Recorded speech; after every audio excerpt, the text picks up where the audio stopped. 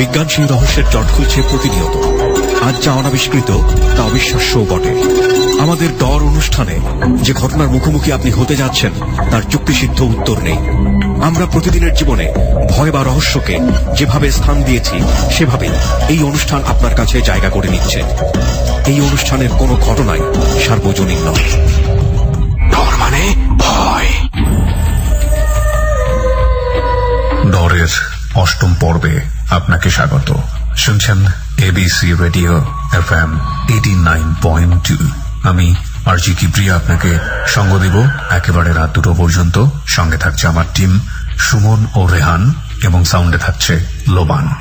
ডরের অষ্টম পর্ব ধারণ করা হয়েছে গাইবান্ধার কোন এক প্রত্যন্ত অঞ্চলে।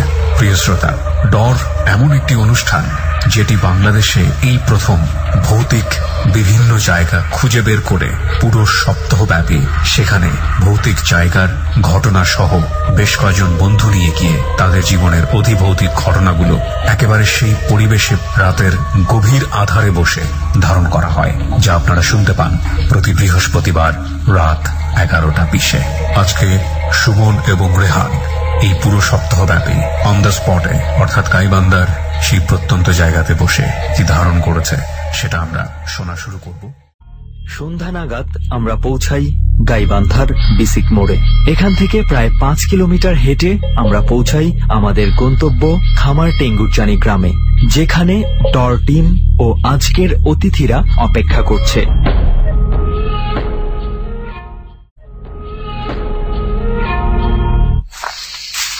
আসেন, এদিক দিয়ে আসেন। এই যে ওই তো কবরটা দেখা যাচ্ছে, এই যে ওই যে সামনে দেখতেছো এটাই কবরটা? হ্যাঁ হ্যাঁ, ওটাই কবরটা। দেখে শুনে আসবেন, এখানে ভাঙ্গা অনেক কবর আছে তো। আচ্ছা আচ্ছা। আর আমরা ওখানে না বসে এই সাইডটা বসি। কি ভেতরে যাবো না, এখানে বসে? হ্যাঁ, এখানে বসবো, কারণ ওইদিকে আরো অনেক ভাঙ্গা কবর আছে, ওটা যেতে পারি আমরা। আচ্ছা ঠিক আছে রেহান, আমরা এক কাজ করি, ভেতরে নাই যাই, একটু দূরে থাকেন।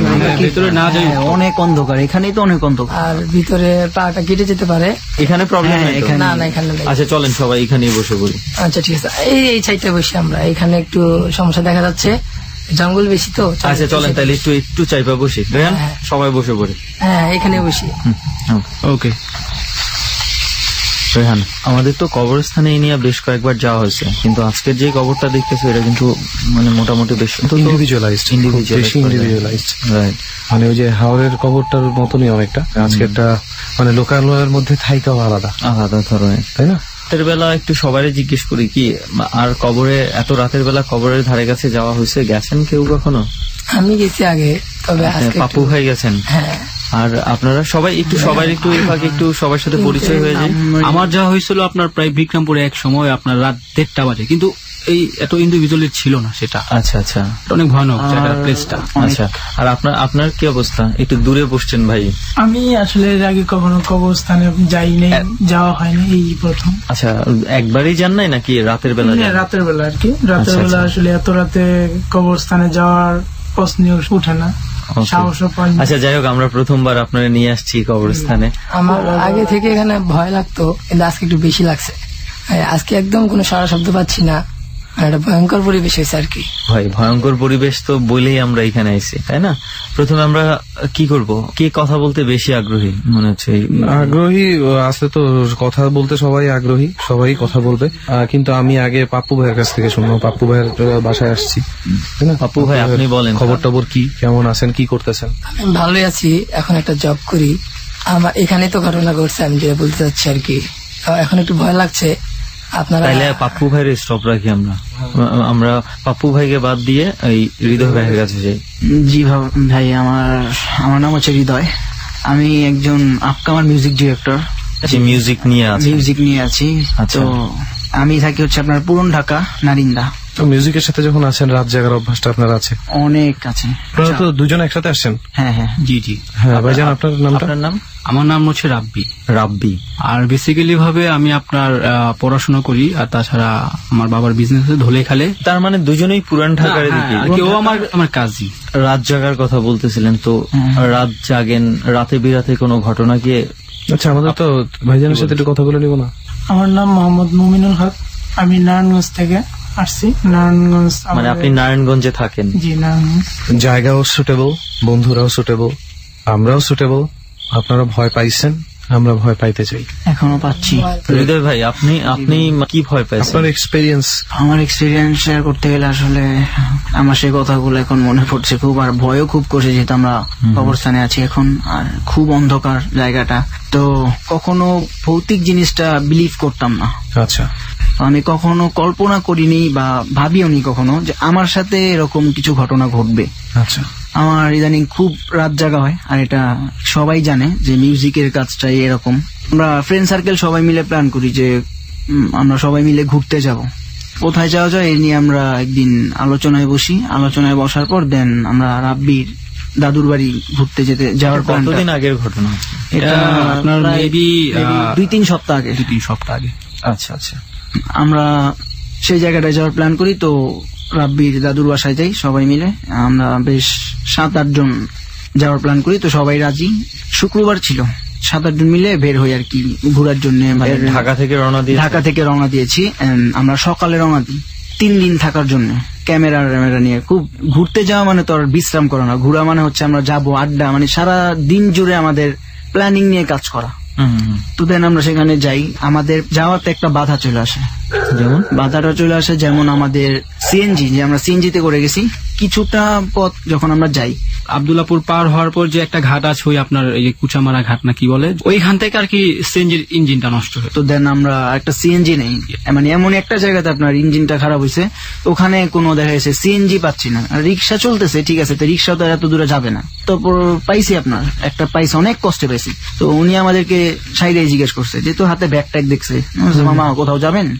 তো আমার ফ্রেন্ড বললো যে হ্যাঁ বিক্রমপুর টঙ্গিবাড়ি মেডিকেল রোড। আচ্ছা। আমি বলছি, অনেকক্ষণ চিন্তা ভাবনা করে বলতেছে যে হ্যাঁ যাওয়া যাবে। তো যাওয়ার সময় কিছুটা রাস্তা এরা সিএনজিরা স্টার্ট অফ হয়ে গেছে হঠাৎ, এই হচ্ছে আপনার দ্বিতীয়। তো আমরা যখন সিএনজি স্টার্ট অফ হয়ে যায়, তো আমাদেরকে মামা বলতেছে যে, মানে উনি বলতেছে অন্যরকম একটা ফিল আছে, আমার সিএনজি তো স্টার্ট অফ হয়ে যাওয়ার কথা না। আমি মামা তো 2 দিন আগে উনি সবকিছু ঠিক করে, মানে সার্ভিস করেছেন, আর উনি বিগত কিছুদিন আগেই সিএনজিটা নামাইছেন স্টার্ট অফ যাওয়ার পর। তো উনি আমাকে আবার বলতেছে, মানে সিএনজি ওয়ালা, যে মামা আপনারা যেন কোথায় যাবেন, বেসিক্যালি উনি ভেঙে জানতে চাচ্ছেন। ভেদকা আপনার মেডিকেল রোড, ভেদকা মেডিকেল রোড। উনি অনেকক্ষণ কি যেন একটা চিন্তা ভাবনা করে বলতেছে, না মামা আমি যাবো না ওখানে। আমাদের একটা অন্যরকম ফিল যে সে ওই রোডের নাম শুনে কেন যাবে না, আপনি এভাবে ছেড়ে দিয়ে না আমাদের দিয়ে আসেন। তো সে এক পর্যায়ে রাজি হয়, মানে প্রথম না করে সে, না মামা আমি সেখানে ওই রাস্তাটা আমি চলাফেরা করবো না, আপনি অন্য কোনো সিএনজি নিলে নিতে পারেন, অন্য কোনো গাড়ি নিলে নিতে পারেন।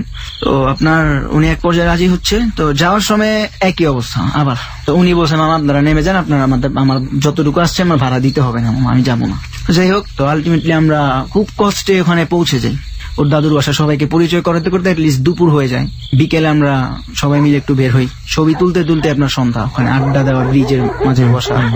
আমরা যখন বাসায় পৌঁছাই তখন প্রায় রাত 8:30 বেজে গেছে। ওই জায়গাটার নামটা কি? ওই জায়গাটার নাম হচ্ছে আপনার বিক্রমপুর টঙ্গিবাড়ি মেডিকেল রোড। আচ্ছা। ঘটনার শুরু এখান থেকেই আস্তে আস্তে শুরু হচ্ছে। সব ফ্রেন্ডরা মিলে বলতেছে যে আচ্ছা এখন তো রাত হয়ে গেল, তাই এখনের প্রোগ্রাম কি? তো সবাই এক এক প্ল্যান করতেছে। আমি বললাম যে আমরা ভূতের গল্প বলি, 12টার দিকে উঠানের সামনে বসে, ওখানে বসে ভূতের গল্প শুনবেন আপনারা। হ্যাঁ, তো ওই ডিনার করলাম সবাই মিলে। তো এখন দেখা যাচ্ছে আপনার গ্রামের পরিস্থিতি আরো অন্ধকার, আরো ভয়াবহ অবস্থা। দেখা যাচ্ছে একা বেরোর সাহসটা তখন পাচ্ছি না। ওই দিন ছিল আপনার অমাবস্যার দিন। তো ওর দাদি আইসা আমাদেরকে বলতেছে যে তোমরা বেশি রাত জাগো না, এন্ড তোমরা এত রাত্রে কেউ বের হবা না, যদিও বের হও। আর গ্রামের টয়লেট তো জানেন বেশিরভাগ বাসা থেকে একটু দূরে, তারপর আপনার চাপকল হচ্ছে আর একটু দূরে, এরকম। ওর দাদি এসে বলতেছে যে যদিও কেউ টয়লেটে যাও, পাশে কাউকে ডেকে নিয়ে একা বেরো না। আর দ্বিতীয় কথা হচ্ছে ঘরটা ছিল এরকম যে আপনার ঘরের দুপাশেই জানালা। আচ্ছা, আর ঘরটা কিসের ছিল? টিনের ঘর আর কি, আধা পাকা যেটাকে বলে। সে জানে যে আমরা ঢাকার ছেলে, আমরা এত তাড়াতাড়ি ঘুমাই না। কথা বলছিল যে আপনার এই যে জানালা ছিল ওটা বন্ধ রাখতে বলছিল। তো ওরা পেছনে কি ছিল? পেছনে ছিল আপনার বাসটা। ঘুমানোর প্ল্যান করি তো ঘুম আসে না আমাদের। ওরা ওখানে ফ্রেন্ড আছে, তো ওর এক ফ্রেন্ড বলতেছে যে আমরা মাছ ধরতে যাই, কেমন? সবাই উৎসাহিত, মানে সবাই ঢাকার ছেলে, ওখানে গ্রামে রাত্রেবেলা মাছ ধরতে যাওয়ার এক্সপিরিয়েন্সই আলাদা। আমি রাজি হই, মানে একটু দ্বিধা বোধ করে রাজি হই। ওরা যদি চলে যায় আমি তো একা, একসাথে গেলাম মাছ ধরতে যাওয়ার উদ্দেশ্যে বেরোই। যখন বেরোই তখন রাত 12:30 বা অনেকটা এরকম, 7 জনই বেরোই, সবাই মিলে এই মাছ ধরার উদ্দেশ্যে রওনা হই। আমি মূলত ইয়ারফোন কানে দিয়ে গান শুনতেছি, ওরা প্রায় সবাই আগে হাঁটতেছে, আমি রাব্বি পিছনে। সুতরাং এক পর্যায়ে ও আগে চলে যায়, আমি ভাবতেছি যে আমার পিছনে হয়তো দুই একটা ফ্রেন্ড আছে, দেখতেছে অনেক আগে চলে গেছে, নিজের অজান্তে একা পড়ে গেছে। হঠাৎ এক পর্যায়ে আমি পিছনে ঘুরে কি কাউকে জিজ্ঞেস করতেছি যে কারো ফোনে চার্জ আছে বা টর্চ আছে এরকম। তো জিজ্ঞেস করার পর দেখি যে কেউ আমার পেছনে কেউ নাই, আমি অনুভব করছি কেউ পিছনে আছে। তো দেন দেখি অনেকটা পর্যায়ে ওরা দেখি দাঁড়ায় গেছে, আমি গেছি, যাওয়ার পরে ওরা একটা গভীর একটা আর কি বলা যায় এক কথা যে জঙ্গল বললেও সেটাকে আপনি অ্যাকসেপ্ট করতে পারেন, জায়গাটা এমনই অবস্থা ছিল। তাছাড়া গভীর রাত, একটা খাল ছিল, খালের পাশে আপনার কবরস্থান করে একটা, ওই কবরস্থান পেরিয়ে আপনার ওরা মাছ ধরতে যাবে। মানে এটা ওইখানকার অবশ্যই এখানে লোকদের যে আর কি পুরনো কবরস্থান এটা। আচ্ছা আচ্ছা। তো দেন যখন যাচ্ছি তখন অ্যাটলিস্ট একজন করে ওরা বলতেছে যে ভাই আর আমি আর যাবো না। ডর মানে ভয়, আর কি সবার ভিতরে একটা ভয় চলে আসছে। যদিও আমরা 7-8 জন আছি, তো এক পর্যায়ে আলটিমেটলি আমরা 5 জন ব্যাক করে অলরেডি চলে আসার পর যেটা হয় আমরা বসি, ওর দাদি আবার আসছে, তোমরা কই গেছিলাম? আমরা তো মাছ ধরতে গেছিলাম। ওর দাদি রেগে গেছে। সবাই চলে আসছেন? সবাই চলে আসেনি, আমরা 5 জন চলে আসছি। 2 জন ওই ওরা অতগুলো মাছ নিয়েও আসেনি, জাস্ট 3টা কই মাছ নিয়ে আসছে। এক ফ্রেন্ড কি করছে, মাছটা নিয়ে ঘরে ঢুকে গেছে। তোর ভাই বলতেছে, হা ভাই তুমি এটা কি করলা, তুমি মাছ তো ঘরে নিয়ে ঢুকা রাত্রেবেলা মাছ নিয়ে ঢুকা ঠিক না, এটাকে বাহিরে রাখো, একটা লোকেশন দেখা দিল, ওই লোকেশনে মাছটা রেখে আসো।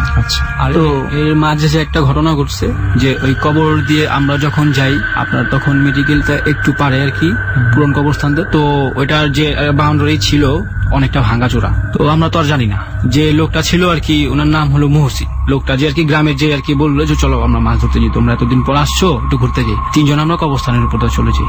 এক পর্যায়ে ফাহিম নামে যে ছেলেটা ও হঠাৎ থমকে যায়, আমার কথা যে থামলা কেন, কয় না এইভাবে থামলাম।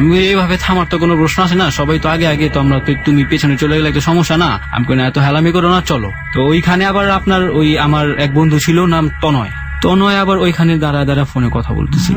ওকে মানা করছে হৃদয় যে তুমি ওখানে যাও না, এই তো বেশি দূরে যাও না। ও আবার আর কি কিনারে গাছের সাথে বসে কথা বলতেছে। তো হঠাৎ একটু পরে দেখি কি একটা পানির ভিতর শব্দ, তনয় আর কি পড়ে গেছে। টস মারলো, দেখে যে তনয় ছেলেটা পড়ে গেছে। তো আমরা সবাই মিলে হাসাহাসি করলাম, কি ব্যাপার তুমি পড়লা কে? তোমায় তো বললামই যে তুমি কর্নারে যাও না। কয় না আমি তো ছিলাম তো আমার সেফ মতোই। আমি একটু বলতে চাই এখানে, সেটা হচ্ছে যে আমি যখন মাছ ধরতে যাচ্ছি সবার সাথে পেছনে পড়ে গেছি, আমার একটা জিনিস যেটা ফিল হয়েছিল সেই জিনিসটা কিন্তু ফাহিমেরও ফিল হয়েছে। আচ্ছা, স্বাভাবিক ধরে নিছে যে হয়তো স্বাভাবিক হতে পারে, যেটা আমি ধরে নিছি এরকমই ব্যাপারটা স্বাভাবিক। ও পরে বলছে আমাদের আসার সময় ওর সাথে আবার হয়েছে, ওর কাছে মনে হয়েছে কেউ ওর গায়ে টাচ করছে পিছন থেকে। তো দেন আমি ওরে বলছি সবাই আমরা আগে, ও আমাদের সাথে, কিন্তু পেছন থেকে কে টাচ করবে? ও আমাকে বলছে ভাই একটা জিনিস আমার খারাপ লাগতেছে, আমাদের এই 5 জন ব্যতীত আমাদের সাথে অন্য কেউ আছে। তখন সবার গা হঠাৎ চমচম করে, যদিও কেউ বিলিভ করুক না করুক, তখন একটা রাতের বেলা গভীর অন্ধকার একটা গ্রাম, ভয়ের একটা ব্যাপার, সবাই একে ভয় পেয়ে গেছে। আর যে ফিলিংস নিয়ে বলছে ও, এটা স্বাভাবিক দেখে বোঝা যায় যে ও খুব ভয় পেয়েছে। সো দেন বলার পরে আমরা সবাই বাড়ি চলে যাই খুব তাড়াহুড়ো। আমরা বুঝতে পারছি না কিছু একটা নিশ্চয়ই হয়েছে এখানে। এই জিনিসটা আমাদের টাচ করলো, আমাদের মনে ভয়ের টাচ এন্ড দেখার। মূলত এই জন্যই কি আপনারা মাছ না ধরে চলে আসছেন? হ্যাঁ, ওই কারণে আর কি আমরা ব্যাক করে চলে আসি বাসায়। বাসার যে উঠানটা আছে ওইখানে আর কি আপনার সাথে যে পুরন কবরটা সেটা, ওইখানে বৈশা পড়ালা। আমরা আর কি প্ল্যান অনুযায়ী ভূতের গল্প বলা শুরু করলাম। তো ভূতের গল্প বলার আগে আমার ফোনের ব্যালেন্স শেষ। তো আমি বলতেছি যে এখানে অ্যাক্সিলোডের দোকান কি পাওয়া যাবে? তো আমার ইমার্জেন্সি ছিল, তো আমি আরো বেরোই। যদিও আমরা জানতাম যে গ্রামগঞ্জে এরকম মানে রাত্রেবেলা অফ থাকে, তারপরে খুব জরুরি ছিল এই কারণে আমরা 2 জন বের হই, 3 জন বের হই, আমি ও আর ফাহিম যাচ্ছি। তো আমার ওই একটা কথা বললাম যে আমি ইয়ারফোন কানে আছে, ওরা 2 জন মানে রীতিমতো আগে চলে যাচ্ছে। ওরা 2 জন কথা বলতে যাচ্ছে, আমি গান শুনতে যাচ্ছি। জায়গাটার নাম হচ্ছে আপনার টঙ্গিবাড়ি মেডিকেল রোড। আচ্ছা, তো ওখানে একটা জায়গায় আমরা থেমে যাই, যদিও সেটা মেডিকেল ছিল, আমরা জানতাম না ফার্স্ট টাইম। ওরা 2 জন আগে চলে যায়। তো আমি যখন গানের ট্র্যাক চেঞ্জ করতেছি তখন আমি খেয়াল করি যে ওটার মানে মেডিকেলটার ভিতর কেউ একটা দাঁড়িয়ে আছে, মানে সাদা কাপড় পরে, মানে ছেলের আকৃতি না মেয়ের আকৃতি সেটা বোঝার মতো কাছাকাছি কিছু ছিল না, কিন্তু বোঝা যাচ্ছে যে একটা মানুষ দাঁড়ায়। আমি জিনিসটা দেখে না আমি ভাবলাম, যদিও আমি জানি না যে এটা মেডিকেল বা এটা অফ বা এরকম কিছু, হয়তো কোনো ইনস্টিটিউট হতে পারে যেখানে গেস্ট থাকতে পারে, সেখানকার কর্মচারীরাও থাকতে পারে, আর কি জাস্ট একটা দোতলা বিল্ডিং। হ্যাঁ, দোতলা বিল্ডিং দেখছি, পরিত্যক্ত অবস্থা এটা পুরো। আমি যাওয়ার সময় তো আমার এই জিনিসটা মাথায় নেই না। ওই মেডিকেলটাকে পরিত্যক্ত প্রায় আপনার 2-3 বছর। জি, দেন আমি জিনিসটা মাথায় নেই না যখন আমি এই আকৃতিটা দেখি, যদিও আমি বুঝতে পারতেছি না যে জিনিসটা কি, তবুও আমার মন, আমার ভয় খুব। অনেকক্ষণ পরে যখন আমি খেয়াল করি, আমরা তো আস্তে আস্তে হাঁটতেছিলাম, এক পর্যায়ে যেটা আমি করি, হঠাৎ আমার হাত থেকে আর কি একটু ফোন পড়ে যায়, আমার মোবাইলটা পড়ে যায়। আমি একটু আপনার ওখানে উঁচা নিচে জায়গা তো অন্ধকার, আমি খেয়াল করিনি। ফোনে আপনার মোবাইলের যে একটা উপরে আপনার একটা ডিসপ্লে থাকে, গ্লাস থাকে, গ্লাসটা ফেটে গেছে, এখনো ফাটাই সেই গ্লাসটা। তখন আমি যেটা দেখি, হঠাৎ এই ধরেন এই কিছু সেকেন্ড বা কিছু মুহূর্তের জন্য তো আপনার জিনিসটা চেঞ্জ হয়ে যাওয়ার কথা না, পরিস্থিতিটা চেঞ্জ এমন ভাবেই হয়েছে যে হঠাৎ আমি তাকায় দেখি একটা খাটোলা, লাশ রাখার খাটোলা, সেম ওই জায়গাটাতে যেখানে আমি সেই মানুষ আকৃতির একটা ছায়া দেখতে পাই, একটা খাটিয়া রাখা আছে সেখানে। আমি এটা দেখে খুব ভয় পেয়ে গেছি। হঠাৎ মানে মুহূর্তের ভিতরে জিনিসটা কিভাবে হয়, কোনো লোকজন দেখতে পাচ্ছি না আশেপাশে। তো দেন দেখার পরে আমি যেটা ফলো করি, আপনার মানে খাটোলার উপরে সাদা কাপড় দিয়ে, যেটা লাশ থাকার পরে, হ্যাঁ, লাশ গোসল দেওয়ার পর যে আপনার সাদা একটা কাপড় মানে সেই খাটোলার উপরে দেওয়া, পুরোটাই ঢাকা। আমি যেটা দেখি, কেউ যে আপনার লাশের কাপড়টা যে কেউ তুলতেছে, অর্ধেক দিয়ে তুলতেছে উপরে যে কাপড়টা, তো ওই কাপড়টা তোলার যে মানে কোন কাউকে দেখলাম না, কিন্তু কাপড়টা তুলছে এটা আমি দেখছি। আপনি প্রায় দেখছেন যে এটা হচ্ছে? হ্যাঁ, এটা হচ্ছে।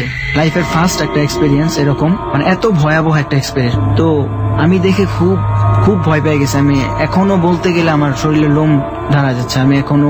তারপর এটা দেখার পরে আপনার রিয়াকশন কি ছিল? আমার রিয়াকশন, আমি পারছি না কাউকে কিছু বলতে। আমি যে আমার ফোন ব্যাটারি হাতে নিয়েছি, আমার হাত পা কাঁপা শুরু করছে, আমার গলার স্বর আমার আসতেছে, মনে হচ্ছে কেউ আমার ভিতর থেকে বা কেউ আমার শব্দ কেড়ে রাখছে এরকম, বা চেপে রাখছে এরকম। বাকশক্তি হারাই গেছে। আমি এক পর্যায়ে আমার খুব মানে করে আমি ওদেরকে ডাকি। আমার এখনো মনে করলে ভাই, আমার প্রায় এখন যেটা হয়, আমি রাত জেগে মিউজিক করতে পারি না। আমি ফাহিম আর রাব্বিকে মানে যতটুকু স্বরে আমি ডাকতে পারছি, উচ্চ স্বরে, খুব একটা বলা যায় না, কোন রকম বেরোছে। তো ওরা শুনতে পায়, শুনতে পারে আসে। তো ওদেরকে আমি দেখাইছি, দেখো এই জিনিসটা কিন্তু ছিল না। তো বলছে না, থাকতেও পারে। বলছি না, আমি দেখিনি। তখন আমি ঘটনাটা ওদের বলি, ওখানে দাঁড়িয়ে রাব্বি, ফাহিম, ওরা দুজনই প্রায় মেডিকেলের সামনে যায়। তো ফাহিম আবার আপনার যে দরজার যে আপনার শিখ, যে একটু সাহস বেশি আর কি, ওই আর কি একটু দেখাইতে গেছে যে আমি দেখি কেউ কি করতেছে, যে আসলে কি। তো যখন আমরা তিনজনে এই জিনিসটা আবার দেখতে পাই, ওই জিনিসটা উঠছে, দেখার পরে আমি কিছু বলিনি, আমি দৌড়। জিনিসটা উঠছে মানে আপনার পর্দাটা, মানে যে লাশের উপরে, মানে কোনো লাশ ছিল কিনা সেটা দেখিনি আর কি, কেউ পর্দাটা উঠাইতেছে, মানে পর্দাটা মনে নিজে উঠতেছে, অর্ধেক উঠছে। একটা জায়গাতে লাশ রাখা, অথচ তার আশেপাশে কেউই নেই, কোনো বাতি নাই। এটা কিভাবে সম্ভব? এটা আমাদের মানে হার্ট টাচ করে যায় জিনিসটা। যখন এই দৃশ্যটা আমি দেখতে পাই, আমরা তিনজন দেখতে পাই যে এই কাপড়টা সরে যাচ্ছে। আমি তো দৌড়, ওরাও দৌড়। ওরা যে পিছনে দৌড়াইতেছে এটা আমি শুনতে পাচ্ছি, কিন্তু পিছে তাকিয়ে ওদের দেখার মতো সাহসটা নাই, আমার ভিতরে কাজ করতেছে না। আমি দৌড়ের পরে দেখা গেছে আপনার 6 থেকে 7 মিনিটের রাস্তা। আমি দেখা গেছে আমি প্রায় মনে হচ্ছে যে আমি 20 মিনিট পর বা 25 মিনিট পরে যাই, অনেক লং মনে হচ্ছে রাস্তাটা, খুঁজেই পাচ্ছি না। এক সময় মনে হচ্ছে যে আমরা রাস্তায় হারিয়ে ফেলছি।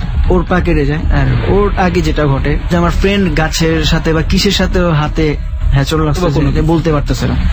তো আর ওর পা কিভাবে কাটছে ও বলতে পারতেছে না। বাট আমার কোনো ক্ষতি হয়নি। আমি যেটা এক্সপিরিয়েন্স করলাম, আসার পরে আমার হাই টেম্পারেচার হয়ে গেছে, এরকম অবস্থা। আচ্ছা। তখন আসার পরে যে ঘটনাটা ঘটে, মানে আমাদের সাথে যে ঘটনাটা ঘটছে, আমরা কিন্তু তারপরেও সবাইকে পেয়ে একটা সাহস বা একটা পাইছি। ওই মুহূর্তে সবাইকে পায় দেখা গেছে আমরা আরো সাহস করতেছি, যে আরো ব্যাকআপ পেয়েছি, যে আমরা ভূতের গল্প বলি, কিন্তু আমরা ঘরে বসে বলবো, বাইরে যাওয়ার সাহসটা আমাদের নাই। বাকি ফ্রেন্ডরা বলতেছে না, বাইরে বলি। তো আমরা মূলত বেরোই, সবাই বেরোই, উঠানের সামনে বসে। তখন অল্প কিছু গল্প, মানে অল্প করে সবাই গল্প বলে, বেশি আর হলো না, সবার ঘুমে ধরে গেছে, আর ভয় একটা কাজ করতেছে সবার মাঝে।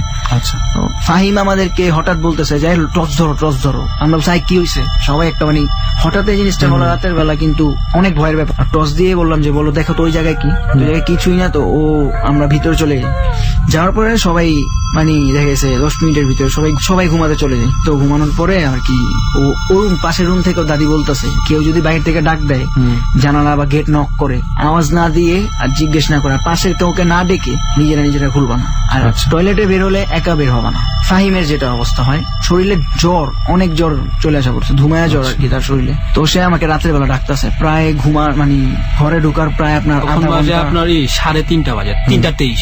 ওকে যখন বলতেছে তো ও বলতেছে যে আর কি ইশারায় বলতেছে বমি আসতেছে। আচ্ছা, ও বলতে পারতেছে না কথা, মানে কথা বলার শক্তিটা নাই। এটা কি ওই দিন রাতের বেলায়? হ্যাঁ, ও বলতেছে মানে ও বলতে পারতেছে না আর কি, আওয়াজ করতে পারতেছে না। ও শুধু ইশারায় বলতেছে যে আর কি ওর আর কি বুঝাচ্ছে যে ওর বমি আসতেছে। মানে অ্যাটলিস্ট আমার দেখা মধ্যে 3 বার ওর বমি হয়েছে। জল জ্যান্ত ছেলেটা আর কি এটা হাসলাম খেললাম আমি করলাম। যাই হোক, তৃতীয়বার যখন হয় তখন কেউ মানে জেগেছিল না, সবাই আমার একা উঠতে হয়েছে। আমি একা উঠছি, তখন আমি একা উঠার পর আর কি দূর থেকে টস দিছি। তো আমি কাউকে ডাকতেছি, কেউ উঠে না, মারাত্মক। তো আমার একটা ফ্রেন্ড ছিল সামির, ওকে আমি ডাক দিই। আচ্ছা, ওকে ডাকার পর তখন গেট খোলা ছিল আর ফাহিম বাহিরে, আমি ঘরের ভিতর একাও বাহিরে বমি করতেছে। আমি দেখা গেছে সেখানে যেতে পারতেছি না, দেখা গেছে আপনার বমির যে একটা গন্ধ, সেখানে দেখা গেছে আমারও চলে আসা পড়বে, আমি অসুস্থ হয়ে যাবো, আমার খারাপ লাগতেছে। তো আমি আমার ওই ফ্রেন্ডকে রাখি সামির, ও উঠার পরে বলতেছে ভাই কি হয়েছে, এক দৃষ্টিতে আমার দিকে তাকা রয়েছে। মানে ওর কাছে হয়তো বা মনে হচ্ছে যে আমি অন্য কিছু। আমি ওকে বলতেছি যে ভাই তুমি ভয় পাও না, তুমি পাশে দেখো, আমি সবাইকে দেখতেছি উঠতেছে না, আমি পাশে নাই, তুমি দেখো ভয় পেও না, ফাহিমের অবস্থা খারাপ, একটু ঢোকে উঠতেছে না, একটু হেল্পের দরকার ভাই। কোনো সাড়া দিচ্ছে না। এর ভিতরে আপনার টিনের উপর একটা শব্দ হচ্ছে, দরজা যে নক করে না, দরজা নক করার এই শব্দটা আমাদের রুমের উপরে পাইছি, এটা আমি পাই। আর ও একটু জাগনা হয়েছে, আমি যখন ফাহিমকে নিয়ে আসি, ও বলতেছে তো ফাহিমকে নিয়ে ভিতরে আর কি ধর আর পানিটা দে, আর ও শেষ, ফাহিমের শেষ। আর ও বলতেছে আমি টয়লেটে। তো আমি ওকে বলে দিচ্ছি ফাহিম যদি ঘুমায় পড়ে বা ওকে বিছানা পর্যন্ত পৌঁছে দেওয়ার পর তুমি একটু বাইরে এসে দাঁড়াও, একটু হেল্প করো। আমি একা তো আর কি ভয় পেয়ে গেছি এমনিতেই একা থাকার। আমি আর আসিনি, আমি খুব সিরিয়াস আর কি, টয়লেট যেটা আমার খুব সিরিয়াস পাইছে। তো আমি ওখানে যাই, একাই যাই। যাওয়ার পরে দেখা গেছে আমার ওই টয়লেটের যে সাইড, হাতের ডান সাইড থেকে, মানে টয়লেট তো বলছি টিনের, ওখান থেকে একটা নক করা শব্দ আসে। তো আমি ভাবছি হয়তো ওদের কারো টয়লেট লাগছে, হয়তো ওই জন্য। আমি বলছি কি হয়েছে, কোনো সাড়া নেই। হাতের ডান পাশের থেকে তো আওয়াজটা আসার কথাই না, কারণ সেখানে তো দাঁড়ানো মানুষ দাঁড়িয়ে থাকার কোনো প্লেস নেই, ওটা ঢাল দিয়ে ওখানে একটা পুকুর টাইপের একটা কোনো কিছু। তো ওখান থেকে শব্দটা এটা কিন্তু খেয়াল করি, উপর থেকে সেম আর কি, টিনের উপর থেকে, মানে কি ছাদ যেটা বলে, ওখান থেকে সেম একটা নক, উপর থেকে কে করবে, মানে ভয়। ছোট্ট একটা বিরতির সময় আবারও ডর শুনছেন আপনি। ডরের রেসিপিটা নিশ্চয়ই মনে আছে, আরো একবার মনে করিয়ে দিচ্ছি। রাত যত গভীর হবে, রেসিপিটার সাথে যদি আপনি থাকতে পারেন, ডর কিন্তু বেশ জমবে। একলা ঘর, পুরোপুরি অন্ধকার, এবং সেই ঘরটাতে কিংবা একটা নির্জন জায়গাতে শুধুই আপনি। এরপর ঘরের জানালাটা হালকা করে খোলা রাখুন। রেডিওতে আপনি একেবারে পরিষ্কার শব্দে ডর শুনতে পাচ্ছেন, এরকম একটি জায়গা নিশ্চিত করুন। এরপর শুনতে থাকুন ডর। ডর মানে আমরা বলি ভয়, এবং এই ভয়টাকে সত্যি সত্যি উপলব্ধি করতে হলে ডরের এই রেসিপিটা আপনাকে অবশ্যই মানতে হবে। নক করতে দেরি, আমার গেট খুলতে দেরি না। গেট খুলে দেখি আমি ওরা কেউ বেরোনে, আপনার রুমে কোনো বাতি জ্বালানো না। আমি ওই মুহূর্তে আরেকটা জিনিস যেটা দেখতে পাই, এটা দেখে আমার অবস্থা এত খারাপ হয়ে গেছে, বাড়িতে আসার পর আমার খুব জ্বর, খুব মাথা ব্যথা, বমি, আমার এরকম অবস্থা, আমার অনেক প্রবলেম ফেস করতে হয়েছে। আমি দেখছিলাম এখন পর্যন্ত আর কি রাত জেগে কাজ করতে পারি না।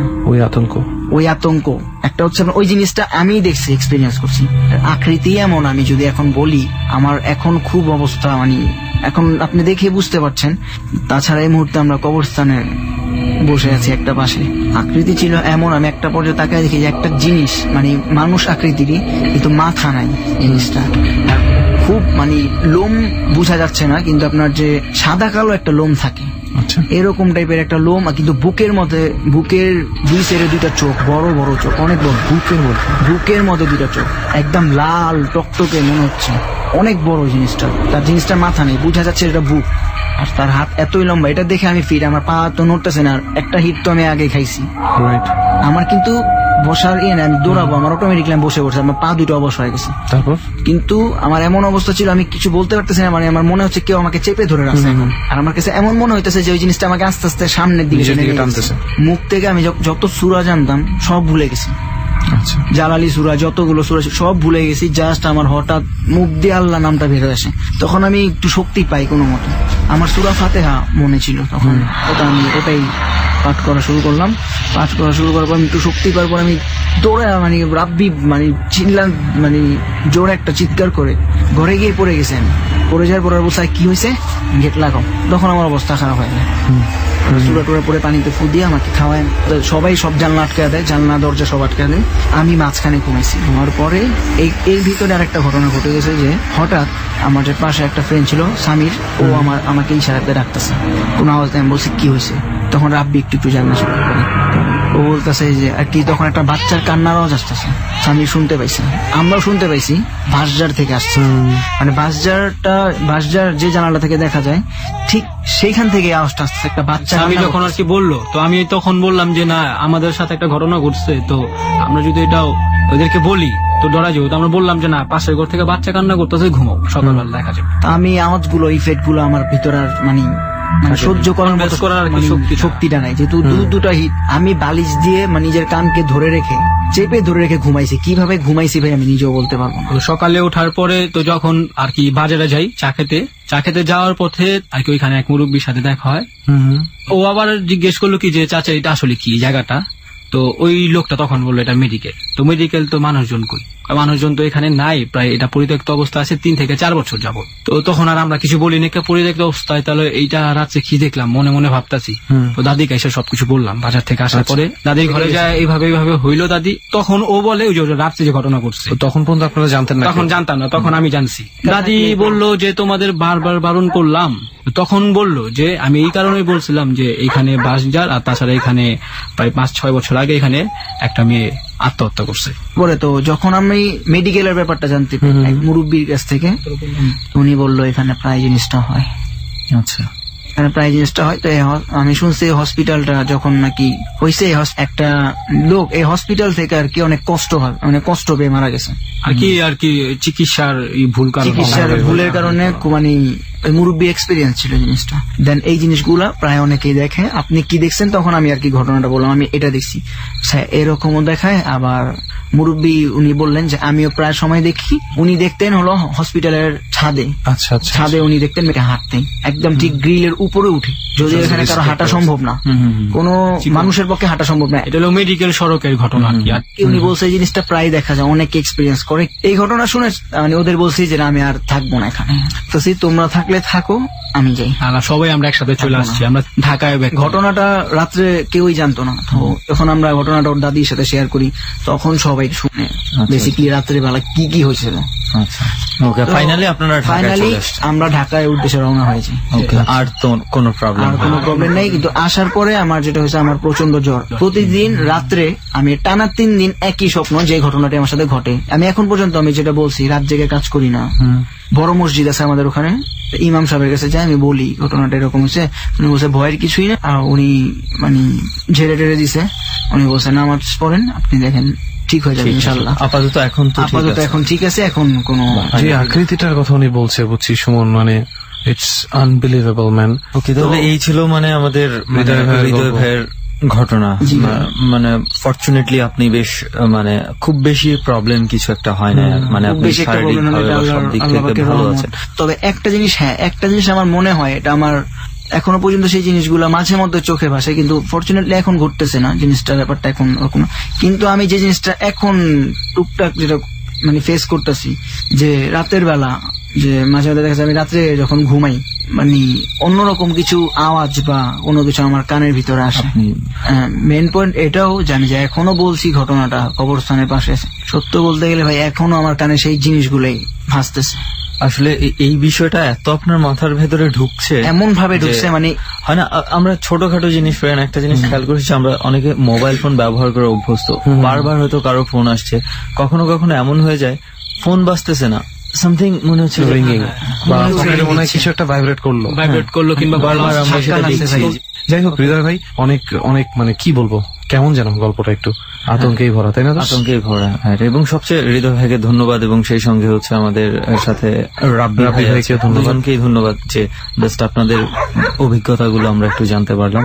তো আপনারা সবাই তো শুনলেন, পাপ্পু ভাই শুনলেন, মুমিন ভাই শুনলেন, মানে কি পাপ্পু ভাই কি মনে হয়? আমি যেটা বলতে চাচ্ছি, আমার মুখ দিয়ে এখন কথা বেরোচ্ছে না ভয়ে, যে এরকম একটা ঘটনা শুনলাম, আবার এরকম একটা ভয়ঙ্কর জায়গায় বসে আছি, খুবই ভয় লাগছে আর কি। আমার ঘটনাটা বলতে পারবো কিনা, মানে ভয় লাগছে।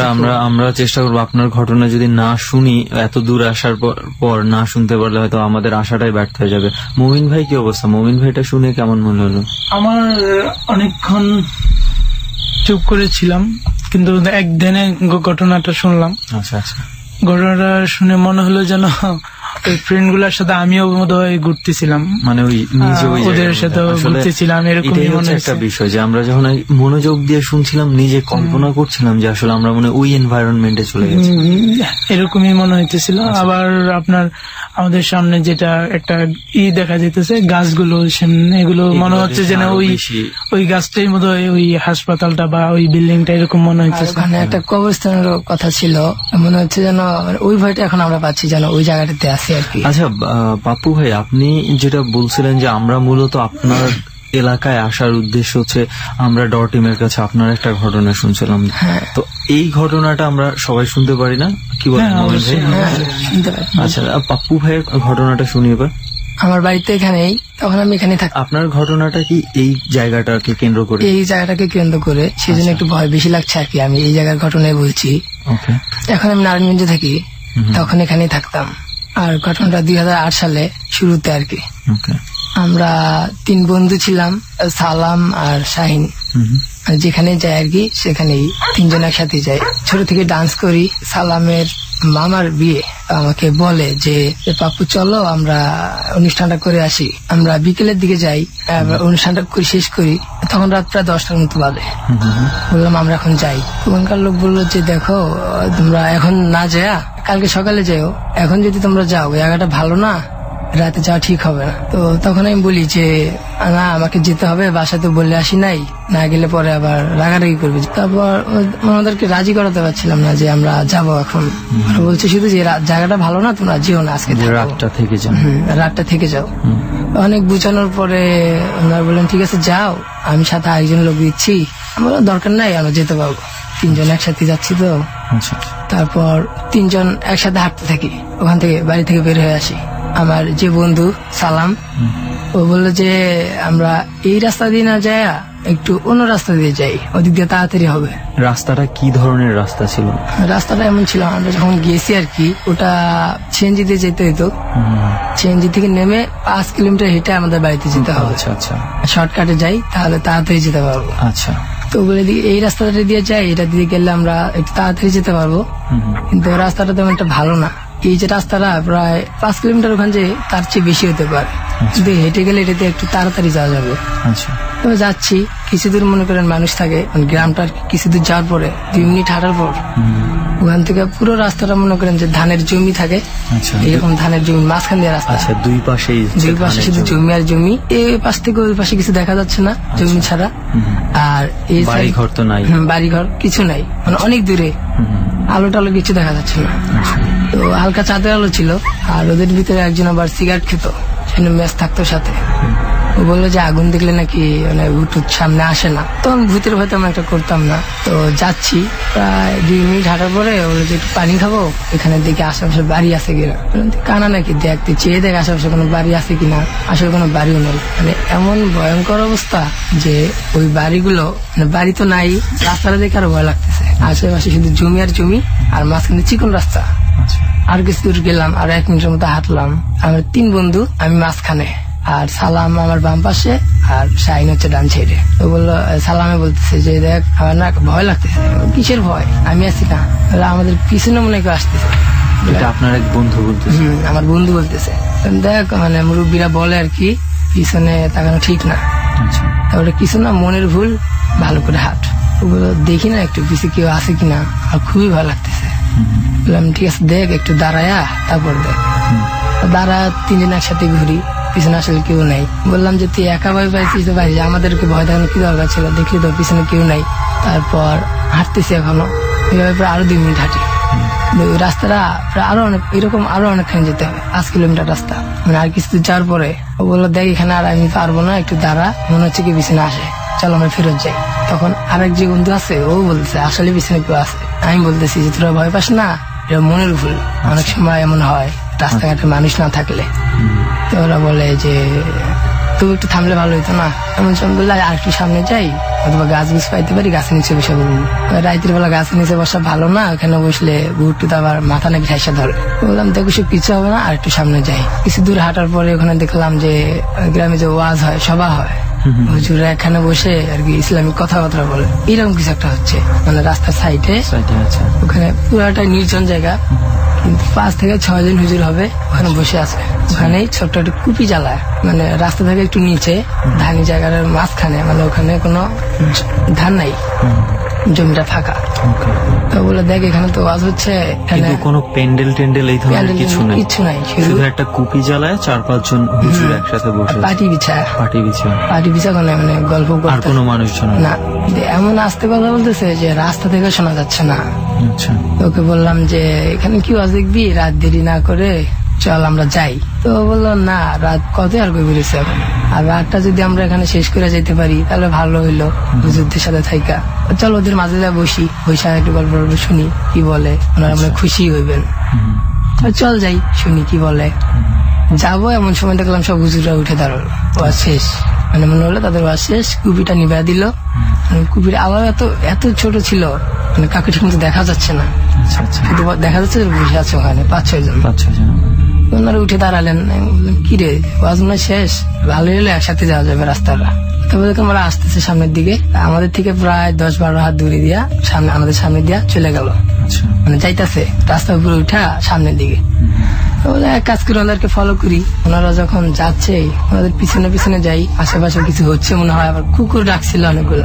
গ্রামের লোক বলে যে ভুট্টুর দেখলে নাকি কুকুরেরা প্রথমে চিল্লায়, কুকুর ওরা নাকি দেখে, মানুষ যেটা দেখে না ওরা সেটা দেখে। চল আমরা হাঁটি, এনাদের পিছে পিছেই বলতেছি আর হাঁটতাছি। কিন্তু এনার এত আস্তে আস্তে হাঁটতেছিল, এইভাবে হাঁটলে প্রায় সারা রাত লাগবে, এত আস্তে আস্তে হাঁটছে। আমি বললাম দেখ এনাদের সাথে যদি হাঁটি এটা সারা রাত লাগবে, আর রাত আর গভীর হচ্ছে, ভয় তো লাগতেছে। ওনারা কি যেন কথা বলতেছিলেন, ভাবলাম চেষ্টা করেছেন, ভাবলাম যে মুরব্বীরা কথা বলছে, আবার বললে কিছু বলেই কিনা। আর আমরা যে ওনার সামনে যাবো, বলতে ভয় পাচ্ছি যখন, সামনে যাওয়ার কি দরকার, পিছিয়ে পিছিয়ে যাই। পিছিয়ে পিছিয়ে যাচ্ছি, এমন সময় ও বলতেছে যে ভাই আমরা একদম ভাল লাগতেছে না, শরীরটা কাঁপতেছে, আমি মনে হয় অজ্ঞান হয়ে যাবো। কি আর অজ্ঞান হয়ে গিয়েছে, না এটা আসলে একটা এই বিষয়, আমার পিছনে মনে হয় এখনো কেউ আসতে। পরে বললাম আচ্ছা এক কাজ করি, এনাদেরকে ওভারটেক করে আমরা সামনে দিয়ে যাই, কাটা দিয়ে যাই। বললো যে আচ্ছা ঠিক আছে।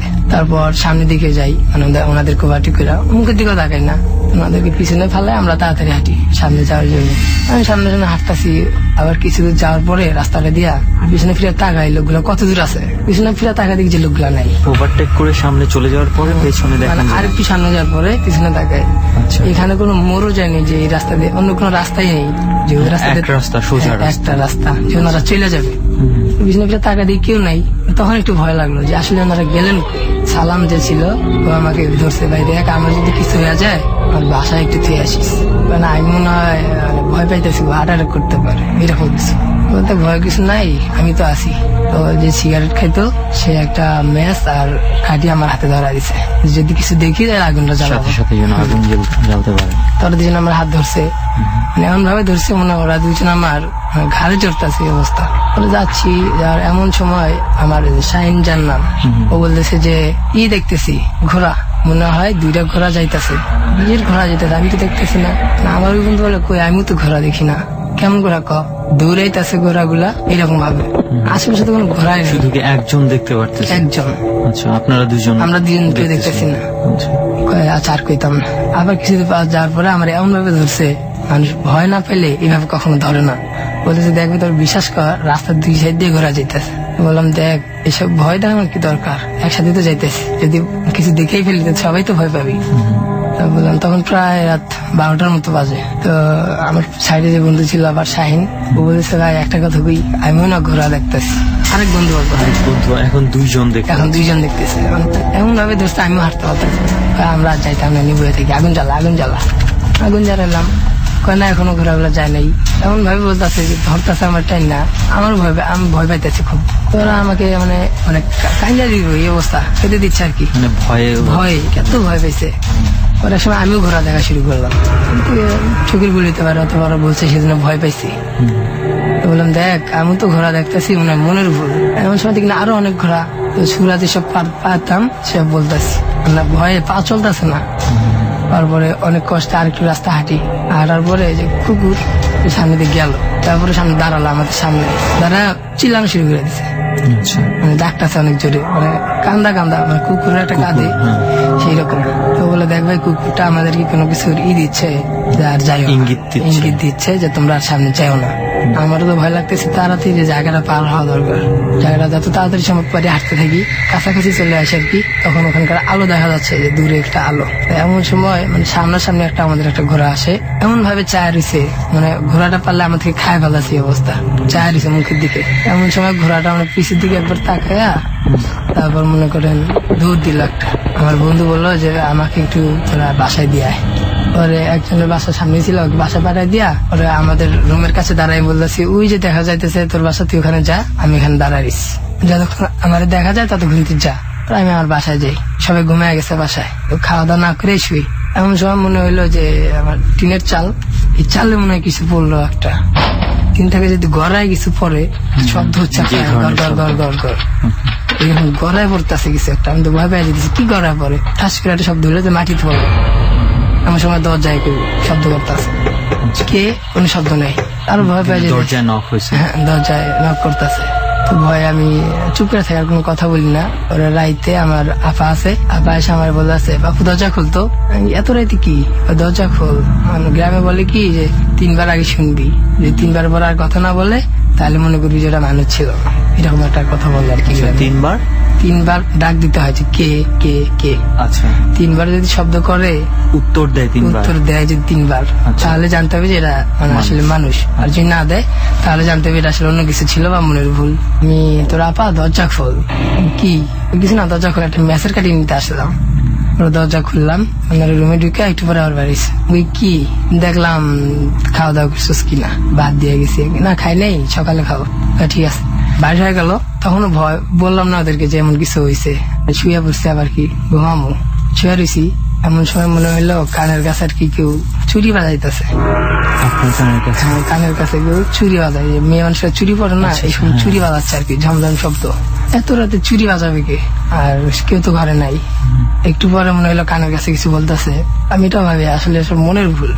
এমন সময় আমার রানের উপরে হাত রাখে, আমি ঠাস করে সরাই দিই, বুকের কাছে হাত দিছে, আমি হাতটা ধরছি, কি এটা মানে চিকন একটা কিছু। আমি ধরার পরে কথা নেই, চুপ করে রয়েছে। পাশের রুমে ডাক দিয়েছে আপা, আমার হাতটা এমন করে ছাড়া দিছে, মুসুরটা দিয়া তারপর ছুটে দিল হাতটা। বুঝলাম যে ডাক দেওয়ার জন্য গেছে আর কি। তারপরে পাশের ঘরে আপাকে ডাকলাম, তখন মনে হয় ঘুমায় গেছে আবার। একটু পরে আমার পায়ের কাছে আবার আছে, লাথি মারছি আমি, এমন জোরে লাথি মারছি, আবার ঘাটে যাই পড়ছে লাথি, তাকে লাগলো না। এরকম থাকা অবস্থা করে ঘুমায় গেলাম আমি, অনেক ভয় পেয়েছি, এত ভয়। আপনি লাইট টাইট জেলে দেখেন নাই কিছু? না, ওখানে আমার কারেন্ট নেই, আমার দোকানে। তারপরে ম্যাচ খুঁজি, পরে দেখলাম যে ম্যাচও নাই, আসলে আপা তখনই ম্যাচ নিয়ে গেছে। পরের দিন সকালে উঠলাম আর কি, ওখানে ওই অবস্থায় ঘুমায় গেছি, অনেক জ্বর। তো আপাকে ডাক দিয়ে বললাম যে এইরকম অবস্থা হয়েছে, বললো কাকা আমরা শুনছিলাম সেই জন্য তোরে ডাক দিছি, যে ম্যাচের কাঠির কথা বইয়া, যে ম্যাচের কাঠি নেবো। মানে ওনারা কি শুনেছিল? আমরা শুনছিলাম যে পিছনে মানে ঘরের ভিতরে কেউ চুরি বাজাচ্ছে, নুপুর বাজছে। এই ঘর থেকে চুরি নুপুর, আপনার ঘর থেকে আওয়াজ আসছে, ভাবলো যে কেউ আসলোই নাকি এত রাতে। আচ্ছা আচ্ছা, সেই জন্য আমরা রাখছিলাম। ঘর চেক করে দেখলাম আসলে কেউ নাই, ঘরটা হুজুর দিয়ে ওই বন্ধ করে নেয়, তো এইসব করানো দরকার, এইসব হইতেই পারে। তো আমার শরীরে তো জ্বর যাচ্ছে না আর কি, অনেক জ্বর। তো আমাদের ওখানে কবিরাজ আছে, সে অনেক কিছুই জানে, তো তেল পড়া দেয় কি একরকম, তেল পড়া দিলে নাকি ভালো হয়ে যায়। তার নাম রহিম। কবিরাজের নাম? হ্যাঁ, কবিরাজের নাম রহিম। আমাকে বললো যে রহিমের কাছে যাও। আচ্ছা ঠিক আছে যাবো এক সময়, কিন্তু দেখলাম যে জ্বরটা আরো বাড়তেছে। পরে আমি আমার ওই 2 বন্ধুকে সাথে নিয়ে তার কাছে যাই। যার পরে তিনি, তার ঘরটা আর কি এমন যে তার একটা নিজস্ব রুম আছে, সেই রুমটা মনে করেন অনেক কিছুতে ভরা, যেমন মানুষের হাত থাকে না, হাতটাই হাতের মনে করেন হাতটা শুধু হাড়, মানে কঙ্কালটা হাতের কঙ্কাল, হ্যাঁ হাতের কঙ্কালটা এইরকম একটা দেখলাম। আর আশেপাশে আরো অনেক কিছু তাবিজ তুবিজ, তারপর বয়ম ভরা অনেক কিছু মাটি দেখলাম। বোতল গুলো আছে, বোতল গুলা বন্ধ করা। দাদু বয়ে রাখতাম, দাদু এইরকম একটা সমস্যা হয়েছে, সমস্যা আমি বলতেছি তোদের কি সমস্যা। তো তারপর একটা ইয়ের মতো বাক্স এটা খুললেন আর কি, সিন্ধুকের মতো। খোলার পর এক ধরনের তেল বার করলেন, মানে তেলটা হলুদ না লালও না এরকম। ওই তেল বার করে আমাকে চোখে দে, আপনাকে চোখে মাখতে বললো। আমরা 3 জনই চোখে মাখছি। মাখার পর মনে হচ্ছে রাতের বেলা আপনারা যে 3 বন্ধু ছিলেন, হ্যাঁ এই 3 বন্ধু একসাথে আর কি ওখানে। আচ্ছা, তিনি বলতেছেন যে তোদের সাথে রাইতে যাই কিছু হয়েছে আমি জানি, আর ওইটা তোর বাসা পর্যন্ত গেছে। আমরা বলতেছে মানে ওনাকে কোনো কিছু বলার আগে উনি নিজে থেকে বলতেছে যে ওইটা তোর বাসা পর্যন্ত গেছে। তুই সাহস বেশি দেখাচ্ছিলি তো সেই জন্য। চোখে তেল দেওয়ার পর কি হলো? তেল দেওয়ার পরে মানে আমার মাথাটা ঝিমঝিম করতেছে আর কি। তখন চোখ খুললাম, তখন দেখলাম যে কবিরাজ, আর যে রুমটা দেখলাম এটা একটু অন্যরকম লাগতেছে, মনে হয় আমি আরো প্যারানর্মাল কিছু দেখতেছি আর কি এরকম। আশেপাশে অন্য কেউ ঘোরাঘুরি করতেছে এরকম কিছু। তারপর বললেন আমি কিন্তু সব বুঝতেছি যে তোরা কি দেখছিলি। তো আমি বললাম আপনি সব জানেন কিভাবে? বলে এমন অনেক কিছু আছে যা তোরা জানিস না আমি জানি। তেল দিল, বলে এসব ঠিক মতো দিতে, বুকে টুকে সবে মালিশ করিস, তাহলে ওটা তোদের কাছে আসতে পারবো না। তখন থেকে তার সাথে পরিচয় আর কি। তারপর আমাদেরকে বললো যে তোরা বাড়ি চলে যা, তোদের সাথে পরে কথা বলবো। তখন থেকে আর কি তার সাথে আমাদের সম্পর্কটা একটু গাঢ় সম্পর্ক। সন্ধ্যার আগে আগে আমাকে ডাক দিয়ে বলতেছে জিনিসটা খুব খারাপ, তোদের পিছনে যেটা লাগছিল কুকুর থেকে শুরু করে যে কুকুরটা সামনে আসছিল, আর ওই যে হুজুর দেখছো, হুজুর গুলা হইতেছে তোদেরকে মানে প্রোটেক্ট করতে চাইছিল যে তোরা যেন কোনো খারাপ জায়গায় না পড়িস, যেন ভয়ঙ্কর কিছু না ঘটে, সেই জন্য ভালো জিনিস ছিল, প্রোটেক্ট করতে চেয়েছিল, যে ভালো জিনিস ছিল ওটা। আমি বললাম এত আস্তে হওয়ার কারণ কি? বললো যে সামনে এমন কিছু হইতে চাইছিল যেটা তিনি চাইছিলেন যেন এটা না হয়, মানে কিছুটা সময় হইলেও তোমাদেরকে ওই জায়গাটা থেকে বিরত রাখতে, কারণ ওই জিনিসটা একদম খুবই খারাপ, ওটা না আমি মুখে বলতে পারবো না। ছুরা পুরা দিতেছি, কি কি যেন ছুরা বললেন, করার পর আমাদেরকে ফু দিলেন, তারপর বললেন যে ভালোভাবে চলিস, এসব যেন আর না ঘটে। তখন থেকে তাকে বিশ্বাস করে চলি। ভূত ছাড়াইতেন আর কি, মানুষের ভূত ধরে এসব ছাড়াই দিতেন। তো তাকে বললাম যে যদি কোনো জায়গায় যান তাহলে আমাদের বললেন একটু, আমরা একটু যাবো। তো একদিন তিনি বললেন যে পাশের গ্রামে যাচ্ছি ভূত ছাড়াইতে, চল ওখানে যাই। যাওয়ার দিকে একটা মেয়ে ফাতেমা নাম, ওনার অবস্থা খুবই খারাপ, কবিরাজ দেখে লাভ দিয়ে উঠছে, বলছে ওই আমার দিকে আসবি না, তোরে কিন্তু মেয়েটা ফেলাবো, এইরকম মানে কবিরাজকে বলছে। বলছে তিনি বলেছেন দাঁড়া দাঁড়া তোকে দেখাচ্ছি যে কিরকম তুই জিনিস। মেয়েটা বলতেছে যা, নাহলে ভালো হবে না, আমি তোর বংশে একদম সব শেষ করে দেবো। মেয়েটা বলতেছে, কবিরাজ বলতেছে আর কি করা যাবে দেখা যাবে। বলার পরে ওখানে করে তাকে বসানো হয়, তারপর এই কানির আঙ্গুলটা না সাইডের আঙ্গুলটা, এই আঙ্গুলে করা হয়, একটা রশিদা বাঁধা হয়, ছোট সুতা, সুতা দিয়ে বাঁধার পরে বাঁশের যে ডালগুলো হয় না, কঞ্চি বলে, কঞ্চি, হ্যাঁ চিকন ডালগুলো, ওটা একটা কেটে নে কি যেন ছুরা বইলা, তারপরে সুতার উপরে মারতো, এটা চিৎকার ধরতো যে আমাকে আর মারিস না। উনি বলতেছেন যে তুই কি করলে যাবি এটা বল। উনি বলতেছে আমাকে 1 মণ দুধ আর কয়েকশো কলা দিতে হবে, তাহলে আমি যাবো। আচ্ছা, বলতেছে ওই মেয়েটার উপর যে জিনিসটা ভর করে আছে সেটা বলতেছে আর কি। আচ্ছা, তো বলতেছে একটু কম হইলে হয় না, কম হলে আমি যাবো না। ঠিক আছে, তোমাকে কিভাবে তাড়াতে হবে আমি দেখছি। হইলে আরো 2টা বাড়ি মারে সুতাটার উপরে, যেটা আঙুলের সাথে বাঁধা। আচ্ছা, সুতার মধ্যে বাড়ি দিচ্ছে। আর মেয়েটা মানে চিল্লাচ্ছে অনেক। মারার পরে মেয়েটা বলছে ঠিক আছে ঠিক আছে, আমাকে 5টা কলা কম দিলে হবে। তখন বলেছে না, যে এদের এটা দেওয়ার সাধ্য নাই, তোমাকে দিতে পারবে না, তোমাকে এমনি যেতে হবে। তখন বলেছে তাহলে আমি যাবো না। বলার পর একটা বোতল বের করছে আর কি পকেট থেকে, পাঞ্জাবি পরা থাকে তার গায়ে। বলতেছে তাহলে এটা মধ্যে ভরি তোমারে। মেয়েটাকে বলতেছে পারলে ভর। তিনি কি জানা বলে সুরা বলার পরে ফু দিছে গায়ে, আর মেয়েটা চিৎকার শুরু করে দিছে যে আমাকে বোতলে ভরিস না, আমি যাচ্ছি।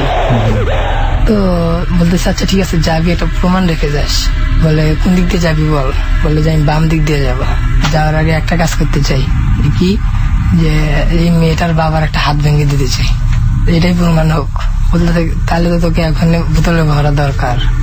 বললো ও আমার উপরে খুব বড় অন্যায় করছে, সেই জন্য তোর মেয়েকে আমি ধরছি। আচ্ছা, মেয়েটার বাবা অন্যায় করছে।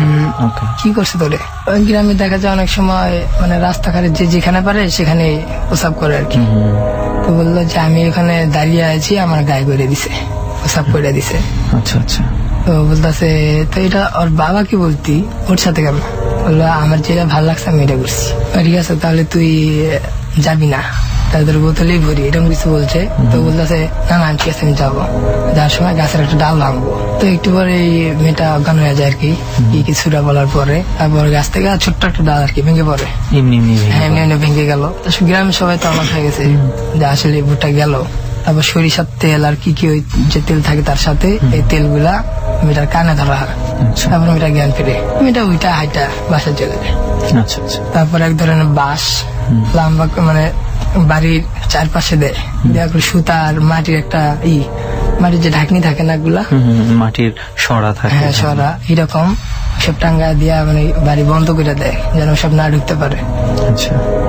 তার সাথে আমরা আসি সন্ধ্যার আগে আগে। তাকে বলি যে এখন থেকে কোনো জায়গায় গেলে আমাদেরকে একটু বলবেন, আপনাকে হেল্প টেপ করলাম। একদিন বলতেছে যাবি এক জায়গায়, তো বললাম কই? বললো যে ভয় পাবি না তো? বললাম ভয় পাই না, আপনি আসেন না সাথে? কয় যে একটা জিনিস আনতে হবে, যদি এটা আমাদের সাথে যাইতে পারিস তাহলে মনে করবো যে তোরা ভয় পাস না। তো বললাম কি? অনেক রাইতে কিন্তু।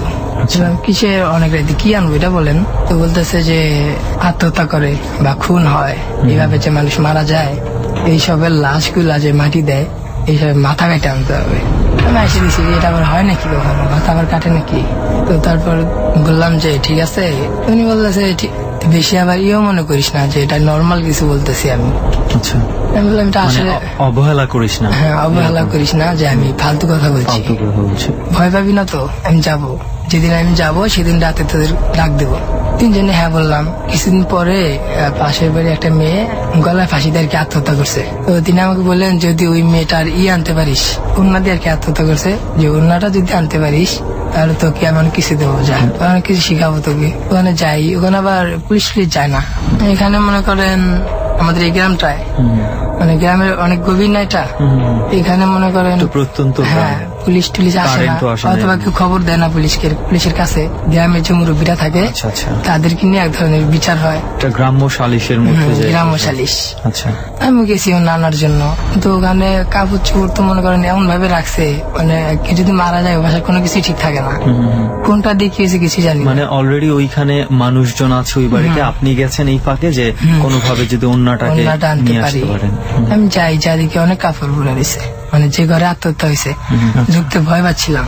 লাশটাকে দেখলাম, এমন ভয়ঙ্কর লাশ, চোখ দুটা মানে সামনের দিকে মানে বেরিয়ে আসতেছে, আর জিভার ভিতরে কামড় দেওয়া, আর মুখ দিয়ে অনেক কিছু বাড়িছে, নাক দিয়ে এমন ভাবে মানে মনে হচ্ছে আছে এইভাবে, মানে আমি দেখছি মনে হয় আমার দিকে তাকিয়ে আছে এরকম। তো আমি তো অনেক ভয় পেয়ে যাই যে এর আবার অন্য আমি কিভাবে নিয়ে যাবো। তারপর ওই রুমটা যাইদিকে অনেকগুলো পরে রয়েছে আর কি, কাপড় টাপড়, এমনি একটা ওনা নিয়ে যাই। কিন্তু আপনি জানেন না যে এই ওনাটাই? হ্যাঁ, আমি এটা জানতাম না, এমনি একটা নিয়ে যাই। তো যাওয়ার পরে তাকে আমি বললাম যে এই যে আনছিলেন, ওই কবিরাজকে বললাম। তিনি বলতেছেন এটা কি? এটাই তো আনলাম ওই বাড়ি থেকে। উনি বলেছেন না না এটা না তো, যে আপনি কি দেখছেন কোনটা দিয়ে দিছে? কয়টা আমি দেখলেই বুঝতে পারবো। আচ্ছা, ওই ওনাটা ওটা ফালাই দিই, ওরা ই করি না। তো উনি কিভাবে জানলেন জানি না যে অন্যটা না, উনি তো জান নাই, ওখানে খালি শুনছেন যে মারা গেছে। আচ্ছা, আপনি জিজ্ঞেস করেন না যে কিভাবে দেখলে বুঝবেন যে এই অন্যটা দিয়ে মারা গেছে? উনি অনেক কিছু লুকিয়ে রাখছেন আর কি, বলতে চাচ্ছেন না আমাকে। আমি বললাম আমি আর পারবো না, সাহস শেষ। না আমার সাহস আছে কিন্তু যাবো না। ঠিক আছে তুই দেখিস মেয়েটাকে কবর দেয় কোন জায়গায়। তারপর এই যে আমরা যেখানে বসে আছি আর কি, এখানে এই কবরে মানে ওই সাইডের দিকে, ওইদিকে কবর দেওয়া হইলো মেয়েটাকে। তো আমি ওটা দেখলাম, আমিও ছিলাম সাথে। কবর দেওয়ার সময় গ্রামে সবাই থাকে, তাকে এসে আবার বলি আমি যে এই কবরস্থানে, মানে আমরা যে কবরটা দিয়েছি এই কবরটাতেই দিয়েছি। বলতেছেন যে এটা তো আমাদের গ্রামেই, ওই সামনের গ্রামটা, এটা হচ্ছে ওদের গ্রাম। আচ্ছা, কিন্তু কবরটা কি আমরা যে কবরস্থানের পাশে বসে আছি কবরই দেওয়া হয়েছে? ওই যে ওই সাইডে আর কি, ওই যে যেটা ঝোপঝাড়ের মতো যেটা হচ্ছে ওই কবরটা, ওই কবরটাই। সেই জন্য ভয় লাগছে আর কি, ওই আছে স্পটে, সেই জন্য ভয় লাগতেছে আর কি। আমার কণ্ঠ কাঁপতেছে এখনো, মানে বুঝতে পারছি। এখন এই বলার পর আমি নিজেই ভয় পেয়ে গেছি। মানে তারপর যে গ্রামের লোক আবার কি করে 2-3 দিন ওখানে থাকেন, তারাও জানেন যে এরকম কিছু ঘটতে পারে, ওই কবরটা পাহারা দেওয়ার ব্যবস্থা পাহারা দেয়। তো 3 দিনের মতো দিছে, ওনারা আর কেউ দিতেছে না, পাহারা দিতেছে না। 3 দিন পর থেকে পাহারাটা উঠে গেছে। সেদিন সম্ভবত ছিল অমাবস্যা রাত। তিনি আমাকে বলতেছেন যে আজকে যাবি? কবিরাজ বলছে। হ্যাঁ, কবিরাজ বলতেছে আজকে যাবি। তো আমি বললাম ঠিক আছে, ওদের 2জনকে বলি। ওদের 2জনকে বলার পরে বললো যে, একজন বললো যে আমি পারবো না, যেটা একটু ভয় বেশি পাইতো। আপনারা যে 3 বন্ধু? হ্যাঁ, 3 বন্ধু ছিলাম। ওদের 2জনকে একজন বলতেছে যে আমি এসব পারবো না, কাটাকাটি, লাশের মাথা কাটা, তো অনেক ভয় পাবো, আরো বিভৎস। তো আমি কবিরাজকে বললাম যে একজন যাবে আমাদের সাথে। পরের দিন রাইতে আমি তার বাসা আসি সন্ধ্যার দিকে। তো তিনি বলেন যে কি কি করবি ওখানে, যে কথা বলবি না, আর যদি ভয় পাস তাহলে আমাকে ধরে রাখিস, আমার 2 সাইডে 2জন ধরে রাখবি, তাহলে কিছু হইতো না। এগুলোই বার করলেন। ওই যে সিন্ধুকের কথা বলছিলাম, সেই সিন্ধুক থেকে, যে সিন্ধুক থেকে তিনি তেল বার করছিলেন। আচ্ছা, ওই যে ভূত ছড়ানোর সময় যখন তেল বের করেছিল, সেই সিন্ধুকটা থেকে এগুলা মানে ছুরি, তারপর কি কি এগুলো থাকে না, ধারালো অস্ত্র যেসব আর কি, কাটার জন্য, কাটার জন্য যেসব থাকে, এরকম 3-4টা বার করলেন। তো ওটাতে আমার ভয় লাগতেছে যে আমাকে আবার কিছু করে নাকি। আমি তো কাউকে বলতে না করছে যে কাউকে বলবি না। সাহস নিয়ে পরে রাইতে এই 10টার মতো বাজে, আমার হাতে 2টা ছুরি, ওর হাতে 2টা ছুরি, একসাথে হাঁটতেছি আর কি। অনেক রাত হয়েছে, চারপাশে এমন মানে শব্দ হচ্ছে আর কি, ঝিঝি পোকা, এই শব্দগুলাকে আরো ভূত করে দিচ্ছে। মনে হচ্ছে যে আসলে অন্য কিছু হচ্ছে এখানে। তো বললাম এটা না করলে কি হয় না, এসব তোরা বুঝবি না, তোরা শুধু আমার সাথে আয়, আর যদি এখনো যাইতে যাস তাহলে যা। ভাবলাম এত দূরে আসলাম, যখন যাবো কেন, কবরস্থানে যখন এখানে যখন কাছাকাছি যখন আসলাম, মানে এই কবরস্থানের এখানে যখন কাছাকাছি আসলাম, তো মানে হালকা বাতাস ছিল আর কি। যে বলতো আমার সাথে আছে, ও বলতেছে যে দাদু যাই করে আমাদেরকে ফালাই দিয়ে যায় না। আবার যাওয়ার পরে উনি কবরটা খুঁজতে বললেন, খবরটা কই, অন্ধকার অনেক, তো লাইট লুট কিছু নিতেন না। কেন? কারণ ওখানে লাইট ব্যবহার করা যাবে না। আচ্ছা, ওখানে যাওয়ার পরে কবরটা আমরা খুঁজে বের করি যে কবরটা কই আছে। কবর দিকে নতুন কবর, এখনো মানে এগুলা দেয় নেই, বেড়া টেড়া দেয় নেই এখনো, মাটিগুলো এখনো ওইরকমই আছে। 3-4 দিন হয়েছে, পার হয়েছে। উনি বললেন মাটিগুলো খোর। আমি মাটি ঘুরবো কেন, লাশ তাহলে বাড়ি করবি কিভাবে? আমি বললাম না, আমি সব পারবো না, আপনি করেন। তিনি মানে দেখলেন যে মাথাটা যে সাইডে থাকে আর কি, এই সাইড থেকে মাটিগুলো সরাইতে লাগলেন। আমরা ওই যে ওইখানে ওই সাইডে দাঁড়াচ্ছিলাম, ওই যে ওই কবরটা দেখতেছেন তো, ঝোপঝাড়, হ্যাঁ হ্যাঁ, ওই ঝোপঝাড়ের সাইডে আর কি অস্ত্রগুলো প্রথমে রাখলাম, মানে যে ছুরিগুলো আপনারা সাথে যে ছুরিগুলো নিয়ে গেছিলাম সাথে। ওখানে তিনি কি করলেন, ওই জায়গাটা যেখানে মাথাটা আর কি, মাথাটা আছে লাশের মাথাটা যে সাইডে থাকে, তোর দিকে হাত দিয়ে মাটিগুলো সরাচ্ছেন। এটার দিকে তো আমি ভয় পেয়ে গেছি যে কি হচ্ছে, কবরের মাটি আবার হাত দিয়ে সরাচ্ছে এত রাইতে, তবে সময় নেই। কিসের সময় নেই, রাত তো অনেক আছে ঠিকই, কিন্তু রাতেরও একটা সময় আছে, প্রহর, মানে প্রহরের রাতেরও একটা সময় আছে, এই সময়ের ভিতরে কাজটা করতে হবে। তোমরা আর কথা বললো না, আমি কি কি করি শুধু দেখো। আমরা ওখান থেকে আমরা শুধু দাঁড়া দেখছি আর কি। উনি মাটি সরাচ্ছে না, আমরা দেখতেছি।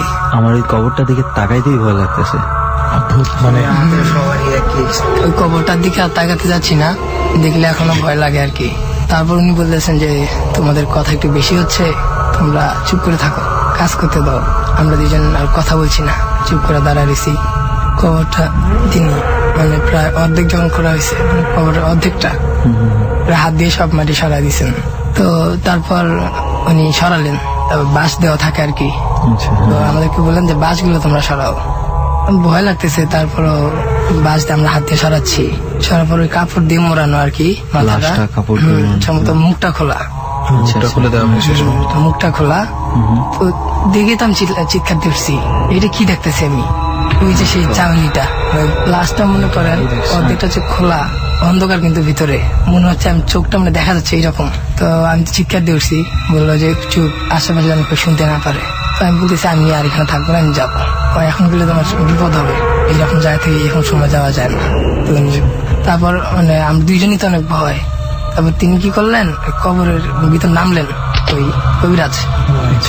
নামার পর মানে দুই সাইডে ধরা দুইটা লাশটারে উঠাইলেন, মানে সামনের দিকে মাথাটা শুধু বাইর করে দিলেন, বলে কি যে তোরা দুজন মাথাটা ধর, বাকি বডিটা কবরের মধ্যে, বাকিটা ভিতরে। মানে আমাদেরকে বলতে আছে যে তোরা দুজন মাথা দুইটা ধর, মাথাটা ধর। মাথা ধরে ওকে হাত পাইতে চলতেছে না, এত ভয় পাইছি। তো এত ভয় পাইতেছি যে আমরা বলবো যে তাকে যে আসলে আমরা এসব পারবো না, এই কথা বলতে পারতেছি না। উনি চিল্লাইতেছেন যে এই তোমরা কথা শোনো না কেন, লাশটা ধরো, মাথাটা ধরো। আমি পারবো না, ওই ওকে বলেন। তো বলে আমার তো হাতই চলতেছে না। বলে দেখো তোমরা আমার সাধনাটা নষ্ট করে দিও না, যত কিছু হোক, আর পিছনে তাকাইবে না। তারপর তিনি বললেন তোমরা শুধু লাশটাকে একটু ধরো।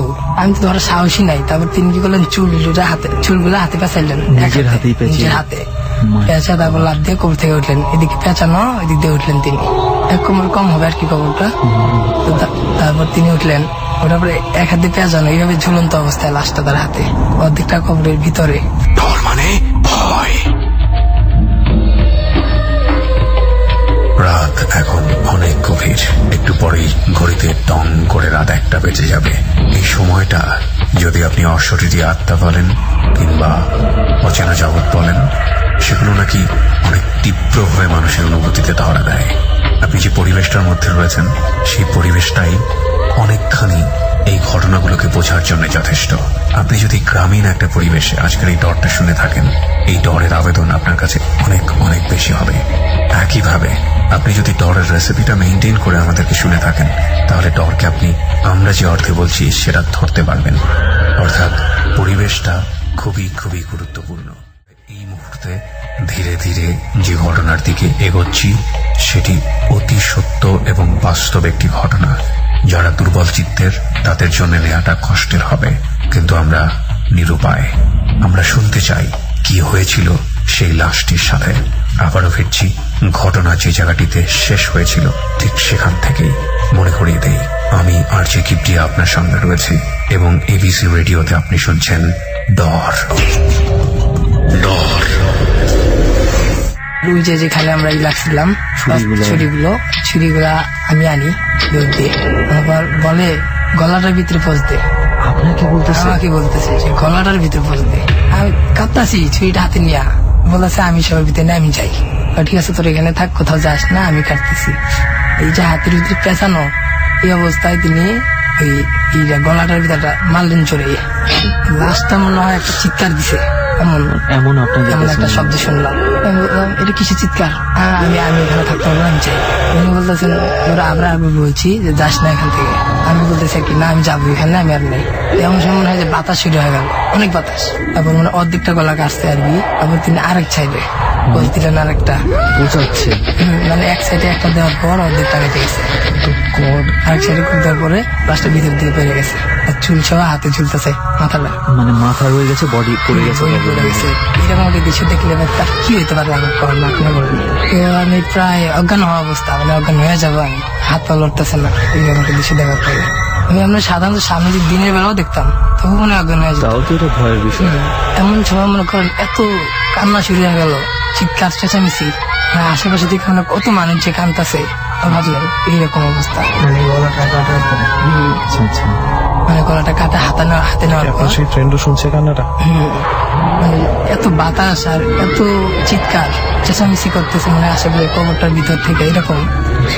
তো উনি কি যেন ছুড়া পড়তেছিলেন, চিল্লা মন্ত্র হইতে পারে। মানে আমরা কি করছি, আবার উপরে যে তিনি কাটতেছেন না, আমরা আবার তার দুই সাইডে ধরে রাখছি, কোমরের দুই সাইডে ভয়। তিনি বলতেছেন যে কোনো কথা বলবি না আর পিছনে তাকাবি না, এই কথা বলতেছেন আর খেলে ছুড়া পড়তেছেন মন্ত্রগুলা। তো আমরা দুইজনেই হাসতে পারতেছেন এই অবস্থা। উনি বললেন যে মনে একটু সাহস জায়গা, আমি আছি, কিচ্ছু হবে। এদিকে চিৎকার চেঁচামেচি চলছে, সাথে বাতাসও। ওনাকে বলি যে তত তাড়াতাড়ি পারি আমরা চলেন এখান থেকে বেরোই, আমি আর পারতেছি না। আর আমার ওই বন্ধু কোনো কথা বলতেছে না, চোখ দিয়ে বড় বড় করে দেখতেছে জিনিসটা যে কি হইতেছে এসব। আমরা বাক্স সত্যি হারা দিয়েছি অবস্থা। কখন যাবেন? আর একটা কাজ আছে। কি কাজ? লাশটাকে ভিতরে ঢুকাই দিয়ে মাটি চাপা দেয়। আমার তো নিজেরই লড়ার শক্তি নাই, আমি আবার লাশ শিখবো, তাহলে মাথাটা ধর। আমি বলতেছে এটা কি করবে, এটা তো মরা মাথা এরকম। কিন্তু নিজে মাথাটা ধরে রয়েছেন, এমন করেছেন, হাত লাগা দিয়েছেন, মাথাটা লড়তেছে এরকম। মানে মাথার উপর শক্তি হারাইতেছেন তিনি, মানে মাথাটা মনে যাইতে যাইতেছে এই অবস্থা। তারপর বললেন তোদেরকে দেখেছি না, ছাড় আমরা ছাড়, আমাদেরকে ছাড়ায়া বাসগুলো এক হাত দিয়ে বাম হাত দিয়ে দিতেছে আর কি, ডান হাতে মাথাটা। তারপর দেওয়ার পরে মাটি ঠিকঠাক মতো একদম ঠিক মতো না দিয়া শুধু উপর দিয়ে রাখলো কোন রকম। দেখে মনে হচ্ছে যেন শিয়াল আসে না, শিয়াল কুকুররা কাউরে মানুষ টেনে নিয়ে যায় কখনো, এরকম হয় ওই রকম দেখে মনে হচ্ছে কারণ শিয়াল এসেছিল মনে হয়। এরকম থাকার পরে অস্ত্র গুলা নিয়ে অস্ত্রগুলো ধরবো এই শক্তি নাই হাতে। তারপর আমার ওই বন্ধু সে নিল, তার সাথে হাঁটতেছি এত আসতে, তিনি বলছেন জোরে হাঁট, কিন্তু আমি জোরে হাঁটতে পারতেছি না। এই টোটাল টাইমটা আপনারা পিছনে তাকান নাই?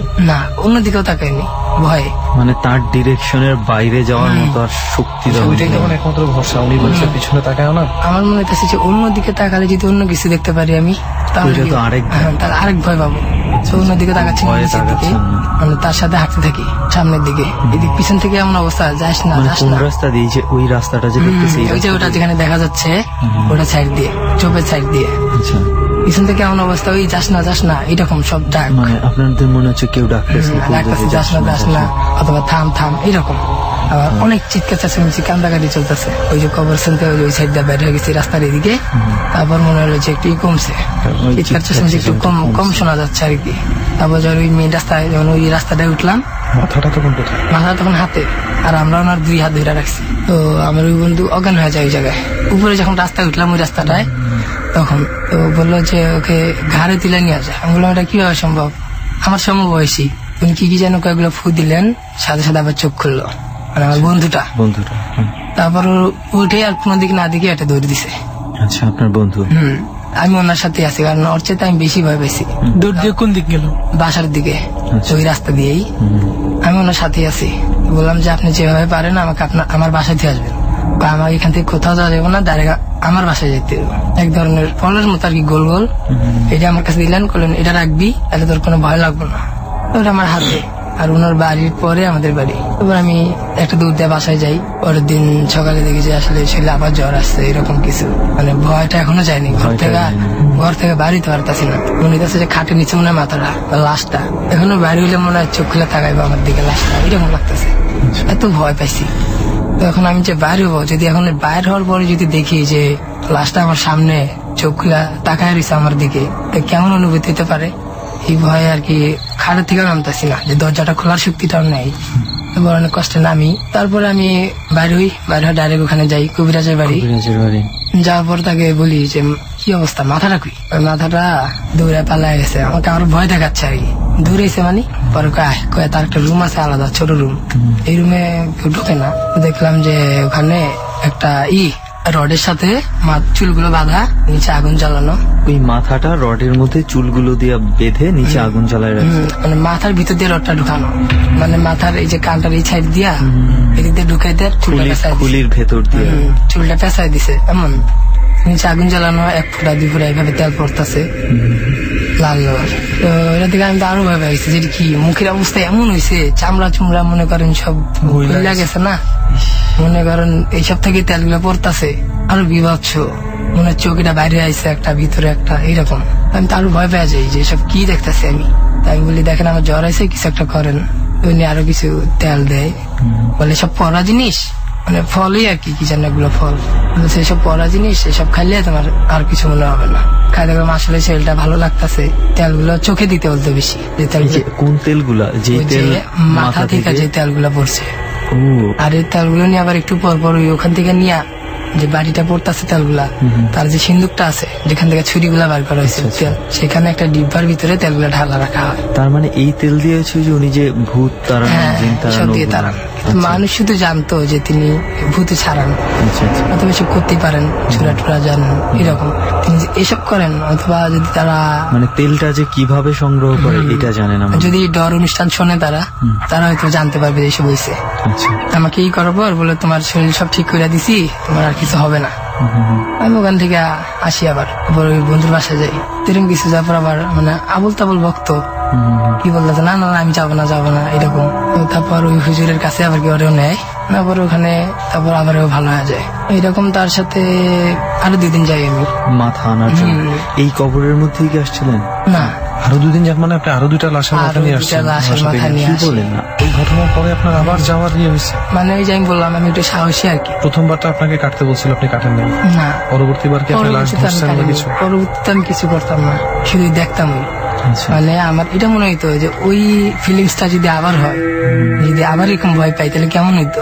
তো আবার আমি আবার যেতাম, যাওয়ার পরে এমন হইতো যে আমি আসে কান ধরতাম যে আমি আর কখনো যাবো না সব জায়গায়। জীবন মরণের আর কি একটা। পরে দেখা যেত আবার গেছে একদিন, মানে একটা নেশার মতো হয়ে গেছে। ওই সেম চিৎকার চেঁচামেচি। আর যখন লাস্টার গলায় আর কি কোপটা দেওয়া হয় তখন মনে করেন এমন একটা চিৎকার হয়, মানে লাস্টে চিৎকার দিল এইরকম। আচ্ছা, এটা করতে যাইয়া কোনো ক্ষতির মধ্যে কি পড়েন নাই এই পর্যন্ত? না, কোনো ক্ষতি হয়নি। যে কবিরাজ তিনি বললেন যে আমার সাথে যদি তোরা থাকিস তাহলে কিছু হবে না। সমস্ত তিনি জানতেন অনেক কিছু। এই কবিরাজ এখন কি আছে? উনি না, উনি মারা গেছেন। কিভাবে মারা গেছে সেটা জানি না আমি। এটা 2008 সালের প্রথমের দিকে ঘটনা, জানুয়ারির দিকে। তখন লেখাপড়া করতাম আমি। তারপর ডিসেম্বরের দিকে আমি নারায়ণগঞ্জ আসি। এখন নারায়ণগঞ্জে থাকি। তার সাথে আর কোন যোগাযোগ হয় নাই। আচ্ছা, একটু আমাদেরকে কি আপনি বলতে পারেন যে এই তেলটা দিয়ে যে ভূত তাড়াইতো উনি বা জিন তাড়াইতো, এটা উনি কোথায় পাইছে যে এই তেলটাই লাগবে? জিজ্ঞেস করছিলাম একবার যে এটা আপনি কই থেকে শিখছেন। তিনি বললেন এসবের জন্য নাকি সাধনা লাগে, সাধনা করতে হয়, মানে অনেক কিছু জানতে হয়। যদি না জেনে যাও তাহলে নাকি ওখানে মাথাটা ঠাসা ধরে, মানে ওইখানে যে কাটতে যাবে সেই মরবে। সেই মরবে, মানে নিজের শরীরটারে বন্ধ করা বলে এটারে, মানে চুরাটা পইরা। তারপর যদি ওখানে যায় তাহলে আর কিছু করতে পারে না, শুধু চিৎকার চেঁচামেচি পিছন থেকে ডাকবে। আর যদি পিছনে তাকাই তাহলে মেরে ফেলতে পারবে, তখন ওটা আর কাজ করবে না পিছনে। তারপর আবার গ্রামে আসি। আসার পরে খোঁজ খবর নেই, ওনার বউ আছে, বাচ্চা আছে। তাকে জিজ্ঞেস করি, তিনি শুধু বলেন যে খারাপ কাজের ফল পাইছে, এইরকম কিছু। কিন্তু আমরা আমাদের জানার মতে গ্রামে উনি ভালো কাজে, মানে মানুষের উপকারই করতেন। আচ্ছা, এই জিনিসগুলা দিয়ে উপকার করা যায়। কিন্তু রেহান, মানে আমার মনে হচ্ছে কি আমরা ভূত কি বলবো আর জিন কি বলবো, মানে ভয়ঙ্কর তো সবচেয়ে বেশি মানুষ। এখন একটা কথা বলি, ওই যে কবরটা দেখা যাচ্ছে, কবরটা যদি এখনো খোঁড়া যায় তাহলে মনে হয় মাথাটা কাটাই দেখা যাবে। আর এই কবরটা মনে হয় পারলে এখানে উঠে যায় এখান থেকে। ব্যাপারটা হচ্ছে যে আমাকে আপু ভাইয়ের কিউরিয়াসিটিটাতে ধরছে। উনি যে আবারও দ্বিতীয়বার এবং তৃতীয়বার আসছে, আমার এখন ইচ্ছা করছে লাশটা দেখি। মানে এটা আমার একসময় নেশা হয়ে গেছে। এত ব্রুটাল আমরা আসলে আই থিঙ্ক এটা একদম মানবতার সবকিছু লেভেল ছাড়াই গেছে আমার যেটা মনে হয়। ওনার বাড়িটা তো এই গ্রামই না? এখানেই তো, মানে ওখানে যদি কোনো অসুস্থ ব্যক্তি যান, মানে হার্টের সমস্যা আছে, মনে সঙ্গে সঙ্গে হার্ট অ্যাটাক এরকম। আপনার কথায় আমরা যেটা বুঝলাম যে ওই কবিরাজের শেষ পরিণতিটা আসলে ভালো হয়েছে এটা জানি না, কিন্তু ফ্যামিলির মত অনুসারে যে পরিণতিটা ভালো হয় না। এইভাবে যদি সুমন তুই চিন্তা করিস যে যেই জগৎটাতে উনি যাইতো, যে যেই একটা লাশের মাথা নিয়ে আসতো, তখন তো সে অনেক রকম চিৎকার শুনতো, সেও তো শুনতে পেতো। সে শরীর বন্ধন করে রাখতো বা কিছু একটার কারণে তাকে হয়তো অ্যাটাক করতো না, অ্যাকর্ডিং টু দিস লজিক। তো সে নিজে যখন ওই জগতের বাসিন্দা হয়ে যাচ্ছে, তার অবস্থাটা কি হবে? সেটাই আমার মনে হচ্ছে এখনো পিছনে তাকানো ঠিক না।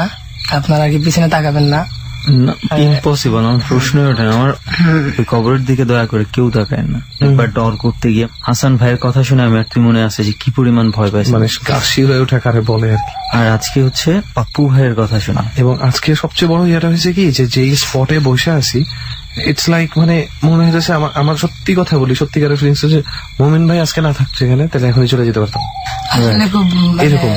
মুমিন ভাই, যাই হোক, আমরা এই ঘটনাটা থেকে বাইর হই এখন। মুমিন ভাই, আপনার কি মনে হয় পাপ্পু ভাইয়ের ব্যাপারটা শোনার পরে? আসলে ওনার ঘটনাটা শোনার পর আমি নিজে আয়াতুল কুরসি এগুলো পড়তেছিলাম, কারণ আমার মনে হইতেছিল যে এখন হয়তো আমাদের উপর অ্যাটাক হইতে পারে। সবচেয়ে বড় বিষয় কি জানোস, আমি যে জিনিসটা ভয় পাইতেছি পাপ্পু ভাইকে নিয়ে, কারণ এরকম একটা ঘটনার সঙ্গে উনি ছিল, উনি পরিচিত এই ঘটনার সঙ্গে। সবচেয়ে বড় কথা, তখন কিন্তু কবিরাজ ছিল, কিন্তু সেটা নাই। সো আমার মনে হয় আমরা কেউ সেফ না এখানে।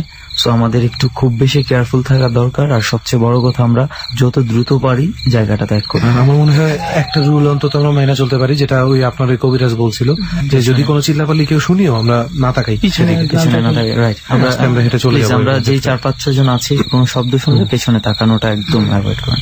মুমিন ভাই, এবার একটু আপনার কথা শুনি, আমরা দেখি ওইটা থেকে, ওই ভয় থেকে একটু বেরোয়ার চেষ্টা করি দোস্ত। আসলে ওনাদের ঘটনা শুনে আমার নিজেরও ভয় লাগতেছে যে আমি কিভাবে আমার ঘটনাগুলো বলি। তারপরও যেহেতু আসছি এত দূরে, বলাটা দরকার। সবাই যাতে এগুলো বুঝে যে আসলে এই পরিস্থিতিতে পড়লে মানুষের অবস্থা কি হয়। আমরা তিন ভাই মাদ্রাসায় পড়ি। এই মাদ্রাসা লাইনে পড়ালেখাকালীনই আমার ছোট থাকতেই জিনের আসরটা ছিল। ছোট থাকতেই জিনের আসর ছিল মানে বুঝলাম। ছোট আমি যখন নুরানিতে পড়ি, আমার যখন 5 থেকে 6 বছর, তখন থেকেই মানে জিনের একটা আসর ছিল। আমি উল্টো পাল্টা করতাম। একটা বাঁশঝাড় ছিল, আমি ওই বাঁশঝাড়ে আইসা বসে থাকতাম। তো আমার এক ভাই বলতো যে তুই এখানে কি জন্য আসছ? আমি বলছি যে ভাল লাগে না, এই জন্য আসছি। এখানে ভাল লাগাস তুই? কিন্তু আমি কারোর সাথে খেলতাম না। এই থেকে আর কি আমি আলাদা আলাদা চলতাম। গ্রামের বাড়িতে কবিরাজ দেখানোর জন্য নিয়ে যাওয়া হয়। ওইখানে আমার এক কবিরাজ ট্রিটমেন্ট করে। তো ওই কবিরাজ আবার আমার 2 খালাকে বলছিল যে আপনার শুয়োর যেখানে থাকে ওইখানে পেক আনতে, ওই কাদাগুলা যখন কবিরাজকে দিল, কবিরাজ অনেক কিছু করলো। রাত্রে কবিরাজ ট্রিটমেন্ট করলো। রাত্রে আমাদের নানা বাড়ি থেকে কবিরাজের বাড়ি প্রায় 1 কিলোমিটার দূরে। যে রাস্তাটা, এই রাস্তায় 2 থেকে 3টা বাড়ি, কিন্তু এখানে তাল গাছ কিছু ছিল, কিছু নারকেল গাছ, কিছু তুলা গাছ। এর মধ্যে কবিরাজ অনেক কিছু মাটি মুটি দিয়ে মাখাই দিছে। ওই যে মাটিগুলা খুবই গন্ধ। আমার আন্টিদের বলে দিছে যে আপনারা একজন সামনে যাবেন, একজন পিছনে যাবেন, আমাকে মাঝে রাখবে। আর এর মধ্যে যদি ও কিছু করে, যাই করুক, আপনার আগাইতে থাকবেন। এর মধ্যে হয়েছে কি, আমি যাওয়ার মধ্যে দেখতাম অনেকগুলো তাল আমার মাথার মধ্যে পড়তেছে। আমি সরে যেতাম, দেখা গেছে তালগুলো নিয়ে আমার মন চাইতো যে ছুঁড়া মারি দুজনকে। আচ্ছা, তো আমি ওনারা খেয়াল করে, ওনাদেরকে বলে দিছে কবিরাজ যে ও এগুলো দেখবে, ও কিছু মারতেও পারে, কিন্তু তোমাদের গায়ে লাগবে না। কিন্তু আমি তালটা মারতাম, দেখতাম যে ওনারা কি এই তালগুলো দেখতে পাইতো? তালগুলো দেখতে পাইছে। আচ্ছা, তালগুলো দেখতে পাইছে, কিন্তু বাড়িতে যেয়ে দেখে যে আমার কাছে নেই। পরে ওই ট্রিটমেন্ট করার পরে আমাকে বললো যে পরের দিন সকালে গোসল করার জন্য। গোসল করার আগে বলছে আমাকে যে খাটের সাথে বাইন্ধা রাখতে। এগুলো আমি পরে আন্টিদের থেকে শুনছি যে খাট 50 জন ঘর থেকে বাইর করতে পারবো না, ওই খাটটাই না ঘর থেকে বাইর করে লেতিস, এমন অবস্থা। আমাকে কেউ ধরেও রাখতে পারতেছে না। পরের দিন আমি এরকম শুয়ে রয়েছি, গোসল টোসল করে শুয়ে রাখছে। ঘুমে দেখতেছি কেউ আমাকে খুব জোরে চাবুক মারতেছি, কিন্তু দেখতেছি পরে আমার শরীর থেকে বিলাই যেরকম আঁচড় দেয়, এরকম অনেকগুলো আঁচড় অজয় দ্বারা রক্ত পড়তেছে। তো পরে এইভাবে কিছুদিন ঘুম থেকে উঠার পর কি দাগগুলো? হ্যাঁ, দাগগুলো প্রায় আপনার কয়েক মাস ছিল। এখনো বোধহয় আমার শরীরে কিছুটা আছে। আচ্ছা, আপনার আমি দেখাবো আপনাকে। এই ট্রিটমেন্টটা চলার পরে আমি কিছুটা সুস্থ যখন ভাবছে, তখন আমি আমার দাদুর বাড়িতে যাই। ওই দিন রাত্রি আমার অবস্থা আরো খারাপ হয়ে যায়। আর দাদু ছিল না, আমার দাদা আমাকে খাটের সাথে রশি দিয়ে, অনেক মোটা রশি দিয়ে, গরুর যে রশিগুলা ছিল ওগুলা দিয়ে বেঁধে রাখছিল। দেখে যে হঠাৎ আমি নাই, বাঁধা অবস্থা। অথচ 2-3 জন মিলে যে বাঁধগুলো দিছে কোনোভাবেই ছুটানো সম্ভব না, কারণ খাটের মাঝখানে আমি কিন্তু 4 পায়ে বাঁধা, কিন্তু রশিগুলো যেখানে যেভাবে গিরা দিছে ওইভাবেই রয়ে গেছে, শুধু আমি মানুষটা নাই। পরে আমাকে রাতের 12টা বাজে, আমাদের যে পুরান বাড়ি ছিল, আপনার একটা বট গাছ আছে পুরান বাড়ির মূল দরজায়, তো ওখানে বড় বড় শিকড় ছিল। ওই বট গাছটা খুবই ভয়ঙ্কর একটা বট গাছ। রাত্র 12টা যখন বাজতেছে, তখন আমার এক দুঃসম্পর্কে একজন ভাই, তো উনি আবার রিক্সা চালায়, তো উনি আবার আসতেছে। আর আমার যেটা তো ভাই, ও আবার বাজার থেকে আসতেছে ওদিক দিয়ে হাইটা। তো ও আবার দেখতেছে যে বট গাছের নিচের দিকে আমার মাথাটা ঢুকানো, আর আমি আমার পুরো সম্পূর্ণ শরীরটা উপরের দিকে। আচ্ছা, মানে বট গাছের উপরে? বট গাছের উপর দিকে হলো আমার পা, 2টা শিকড়ের মাঝামাঝি আমার মাথাটা ঢুকানো। মানে শিকড় গুলা খুব মোটা। মাথা যে ওইখানে ঢুকবে বা ঢুকে কোনোভাবে রাখবে এরকম কোন সিচুয়েশন নাই, কেউ পারবেও না, কিন্তু আমার মাথা ঢুকানো। উনি ভয়ে দৌড় দিছে বাজারের দিকে। পরে 10-12 জন মানুষ নিয়ে, আমার তো মাথাটা বাইর করতে পারতেছিল না। পরে ওই শিকড় গুলা কাইটা আমাকে ওইখান থেকে নিয়ে আসে। পরে মোটামুটি ট্রিটমেন্ট চলে। তারপরে আমার সেন্স খারাপ ছিল কিছুদিন। মানে আপনি কিভাবে ওই গাছের মধ্যে আপনি আছেন আপনি বলতে পারবেন? আমি নিজেও জানতাম না, পুরো দিন কোথায় ছিলাম, কি ছিলাম কেউ জানতাম না। কেউ জানে এলাকার মানুষ, গ্রামের মানুষ, মানে রাত্রে থেকে আমি অদৃশ্য। আচ্ছা, পরে আলহামদুলিল্লাহ ট্রিটমেন্ট দেওয়ার পরে মোটামুটি সুস্থ হয়েছি। কিন্তু আমাকে জিনে ধরার যে উৎসটা শুরু থেকে, আমি যখন আপনার ছোট ছিলাম, প্রায় 5 থেকে 6 বছর ছিল, তখন আমি আপনার নুরানি পড়ে না, গ্রামের মাদ্রাসায় বাচ্চারা নুরানি পড়ে, এরকম একটা মাদ্রাসায় আমাদের বাড়ির পাশেই মাদ্রাসা। হুজুরদের খানা আনা নেওয়ার জন্য আপনার ওই গ্রামের যে ছাত্রগুলা থাকতো ওরাই আনিয়ে দিত। তা আমি যেহেতু মাদ্রাসার পাশেই আমাদের বাড়ি, সেহেতু আমাকে হুজুর রাইখা দিত মাদ্রাসায়। ঘটনাটা ঘটে হলো রমজান মাসে আপনার দেখা গেছে রাত্রিবেলা আমাদের খানা আনতে হইতো হুজুরদের। হ্যাঁ, আমরা 2 জন থাকতাম, কিন্তু ঘটনা যেদিন ঘটে সেদিন শুধু ছিলাম আমরা 2 জন। আচ্ছা আচ্ছা। একটা ছেলে, ওর গ্রাম আবার একটু দূরে, ও ছিল আর আমি ছিলাম। হুজুররা সুন্দর করে উঠে আমাদেরকে 3টা বাজে ডাক দিয়ে দিছে যে যাও নিয়ে যায় খানা নিয়ে আসা। তো পরে আমরা 2 জনেই গেলাম। এখানে আরেকটা জিনিস বলে রাখি, মাদ্রাসা থেকে অল্প একটু গেলে আমাদের বাড়ি। আচ্ছা। আমাদের বাড়ির পরে আর 2টা বাড়ি আছে। 2টা বাড়ির পরে অনেকখানি ফাঁকা, কিছু তাল গাছ আছে আর কিছু খেজুর গাছ আছে, বসতি নাই। তখন শীতকাল, রোজার মাস, খেজুরের যে আড়ি দেয় যে পাতিলগুলো, খেজুরের রস নামানোর জন্য। আমরা এর মধ্যে আরো কয়েকবারও নামায় নিছি। একসাথে 2 জনে বাইর হলাম বাটি বুটি নিয়ে হুজুরদের। আমরা আমাদের বাড়ি ক্রস করলাম। পরে আমাদের যে 2টা বাড়ি ছিল সামনে, 2টা বাড়িও ক্রস করে ফেললাম। কিন্তু ওই 2টা বাড়ির সামনেও খেজুর গাছ ছিল। আচ্ছা। কিন্তু আমরা ওইখানে যেহেতু বাড়ি, কেউ যদি বাইরে হয় দেখে ফেলবে, এই খেজুর গাছটা আমি এটা উঠার দরকার নাই, এটা বেশি বড়। আমি বললাম যে এই গাছে উঠার দরকার নাই, তুই আর ছোট একটা গাছ আছে সামনে, ওই গাছটা উঠিস। কয় না, ওই সব গাছে রস পাওয়া যায় না। পরে বলতেছে কয় না, এই গাছই উঠ। তো গাছটা এত উঁচা ছিল, যখন গাছে উঠে গেছে আমি একদম একা, রাস্তাঘাটে কেউ হয়তো আমাকে টাইনা নিয়ে যাবে বা এরকম অনুভব হইতেছে। কিন্তু হঠাৎ দেখি কি, ও গাছের আগায়, কিন্তু ও আমাকে একটা হাত দিয়ে আমাকে ওই যে হাড়িটা, ওই হাড়িটা দিতেছে গাছের উপর থেকে। আমি তো এটা মানে চোখের সামনে, মানে প্রায় 20-25 ফুট হবে। হ্যাঁ, অনেক বড়। মানে এদিকে দিক তাকানোর পরে হঠাৎ উপরের দিকে তাকাবো, এমন সময় পাতিলটা আমার সামনে ধরছে। তা আমি ভাবছি কি ওই বোধ ধরছে। আশেপাশে দেখলাম ও নাই, কিন্তু দেখতেছি এখন একটা মোটা হাত, হাতটার আঙ্গুলগুলো মনে হয় যে অনেক পুরনো বুড়োদের হাত, এরকম চামড়া ভাঁজ হয়ে গেছে, অনেক বড় হাত। এখন এমন একটা বয়স আইতেছে যে বয়সটা অনেক বড়দের, মুরব্বীদের বয়স, জেনে রস খা। এই মানে বয়সটা এত ভয়ঙ্কর লাগছে, আমার থেকে কষ্টকর লাগছে। আমি ওইখানে সাথে সাথে মানে এইটুকু পর্যন্ত আমার মনে ছিল। পরবর্তীতে আপনার ওই দিন আর হুজুররা বিশ্রায় আমাদের কোথাও পায় নাই, হুজুররা না খাইয়া রোজা রাখছে। পরের দিন আমাকে পাইছে হলো আমাদের যে বাড়ির দরজা ছিল, ঢুকতে যেই রাস্তাটা, ওই রাস্তার মাঝে আমাকে পড়া অবস্থায় পেয়েছে। আর দৌড়ে ওই সময় পাই নাই। 3 দিন পরে আমাদের ওখানে, আমাদের মাদ্রাসার পিছনে একটা কবরস্থান আছে। এরকম একটা কবরস্থানে আপনার মানে পাশেই আর কি একটা পুকুর ছিল। ওটা মোটামুটি একটা গভীর, ওই পুকুর থেকে আপনার ওর লাশটা পাইছে ওঠে। ওই আপনার ওই ফ্রেন্ড মারা গেছে? 3 দিন পরে ওর লাশ। সত্যি কথা বলতে কোথায় গেছে, কিন্তু 3 দিনের মধ্যে আমার জ্বর, আমারও অবস্থা খারাপ ছিল। মানে আপনাকে পরের দিন পাওয়া গেছে আপনাদের বাড়ির পাশে গাছে উঠার পর থেকে। আসলে ওখানেই গাছের উপরেই কিছু একটা হয়ে গেছে। ও যখন উঠতেছে আমি দেখতেছি যে উঠতেছে, কিন্তু কিছুক্ষণ যাওয়ার পর গাছ এমনি, কিন্তু আমি অন্য সময় দেখলে গাছ আগা দেখি, কিন্তু ওই দিন আমি আর আগাটাও দেখতেছি না। হয়তো অন্ধকার বা কুয়াশা, এই কারণে হয়তো ওরে দেখা যেতেছে না। আমি এটা ভাবছি। কি অবস্থায় পাওয়া গেল আপনার? পরে ওরে মানে একদম পুরা লাশগুলো যেরকম পানি মনে হয় যে কিছুক্ষণ আগে ওরে ফালায় রাখছে। আচ্ছা, একটু বলবেন যে ওই খেজুর গাছটা থেকে এই পুকুরটার দূরত্ব কতটুকু? প্রায় আধা মাইল। চিন্তা করছিস, মানে এই পুকুর থেকে খেজুর গাছের দূরত্ব আধা মাইল। কোনোভাবেই কিন্তু অন্য কোনো কিছু আমরা চিন্তা করতে পারি না। পুকুরটাতে ওর লাশ পাওয়া গেছে। ওই পুকুরটা হলো আপনাদের কবরস্থানের পাশের পুকুর। আর এই পুকুরে আপনার আরো কিছু ঘটনা আছে, যে আপনার বিভিন্ন সময় একজন ডুব দিছে, তাকে আর পাওয়া যাচ্ছে না।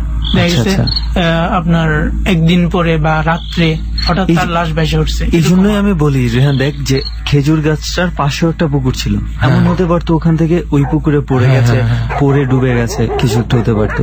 কিন্তু সেটা না, একদম ওই পুকুরেই, যেই পুকুর আধা মাইল দূরে, এবং এই পুকুরের মধ্যে এই ধরনের ঘটনা প্রায় ঘটে। তারপরে ওটার পরে আমি কিছুদিন সুস্থ ছিলাম। কিছুদিন সুস্থ থাকার পরে এমন আরেকদিন এরকম আমি মাদ্রাসায় যাচ্ছিলাম, কিন্তু আমি রাগ করে বাসা থেকে বাইরে এসেছি, তো আচ্ছা। তো নিচের দিকে চেয়ে হাঁটতেছি। তো আমি আমার বাসা থেকে মাদ্রাসায় আসতে 5 মিনিটও লাগে না, কিন্তু আমি হাঁটতেছি নিচ দিকে চেয়ে হাঁটতেছি। আমি যে রাস্তা দেখতেছি রাস্তা আমার চিনা, কিন্তু নিচের দিকে চেয়ে হাঁটতেছি যাতে কোথাও উষ্ট না খাই।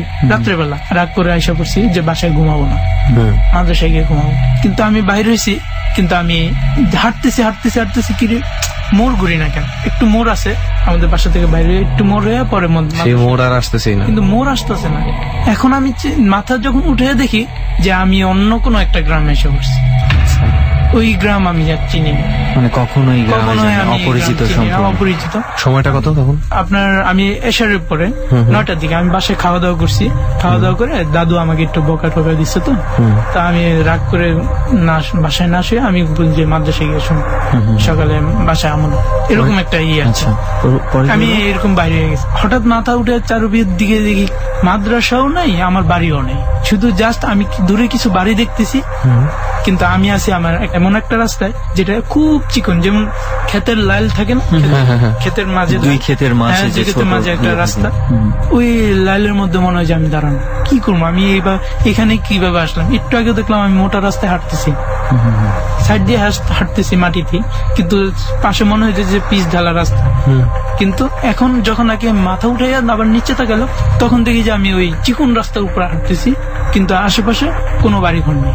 আচ্ছা, আমি অবাক হয়ে গেলাম। ওটা কোন জায়গা ছিল পরে বুঝতে পারছিলেন? এটা আমাদের গ্রাম থেকে 3টা গ্রাম পরে গিয়ে গ্রামটা ছিল, পরে আমি বুঝতে পারছি। তো এটা আবার কিভাবে আসছি, আমার নানা আবার ওই গ্রামের পাশের গ্রামে আমাদের যেতেন দাদা বাড়ি, উনি মাদ্রাসার ওখানে শিক্ষক, ওই গ্রামটাতেই থাকতেন আর কি। আচ্ছা, আপনি আমাকে একটু টাইমের ব্যাপারটা একটু কনফার্ম করেন। এটা কি আপনার মনে আছে যে আপনি যখন ওই গ্রামে পৌঁছেছেন তখন কয়টা বাজে?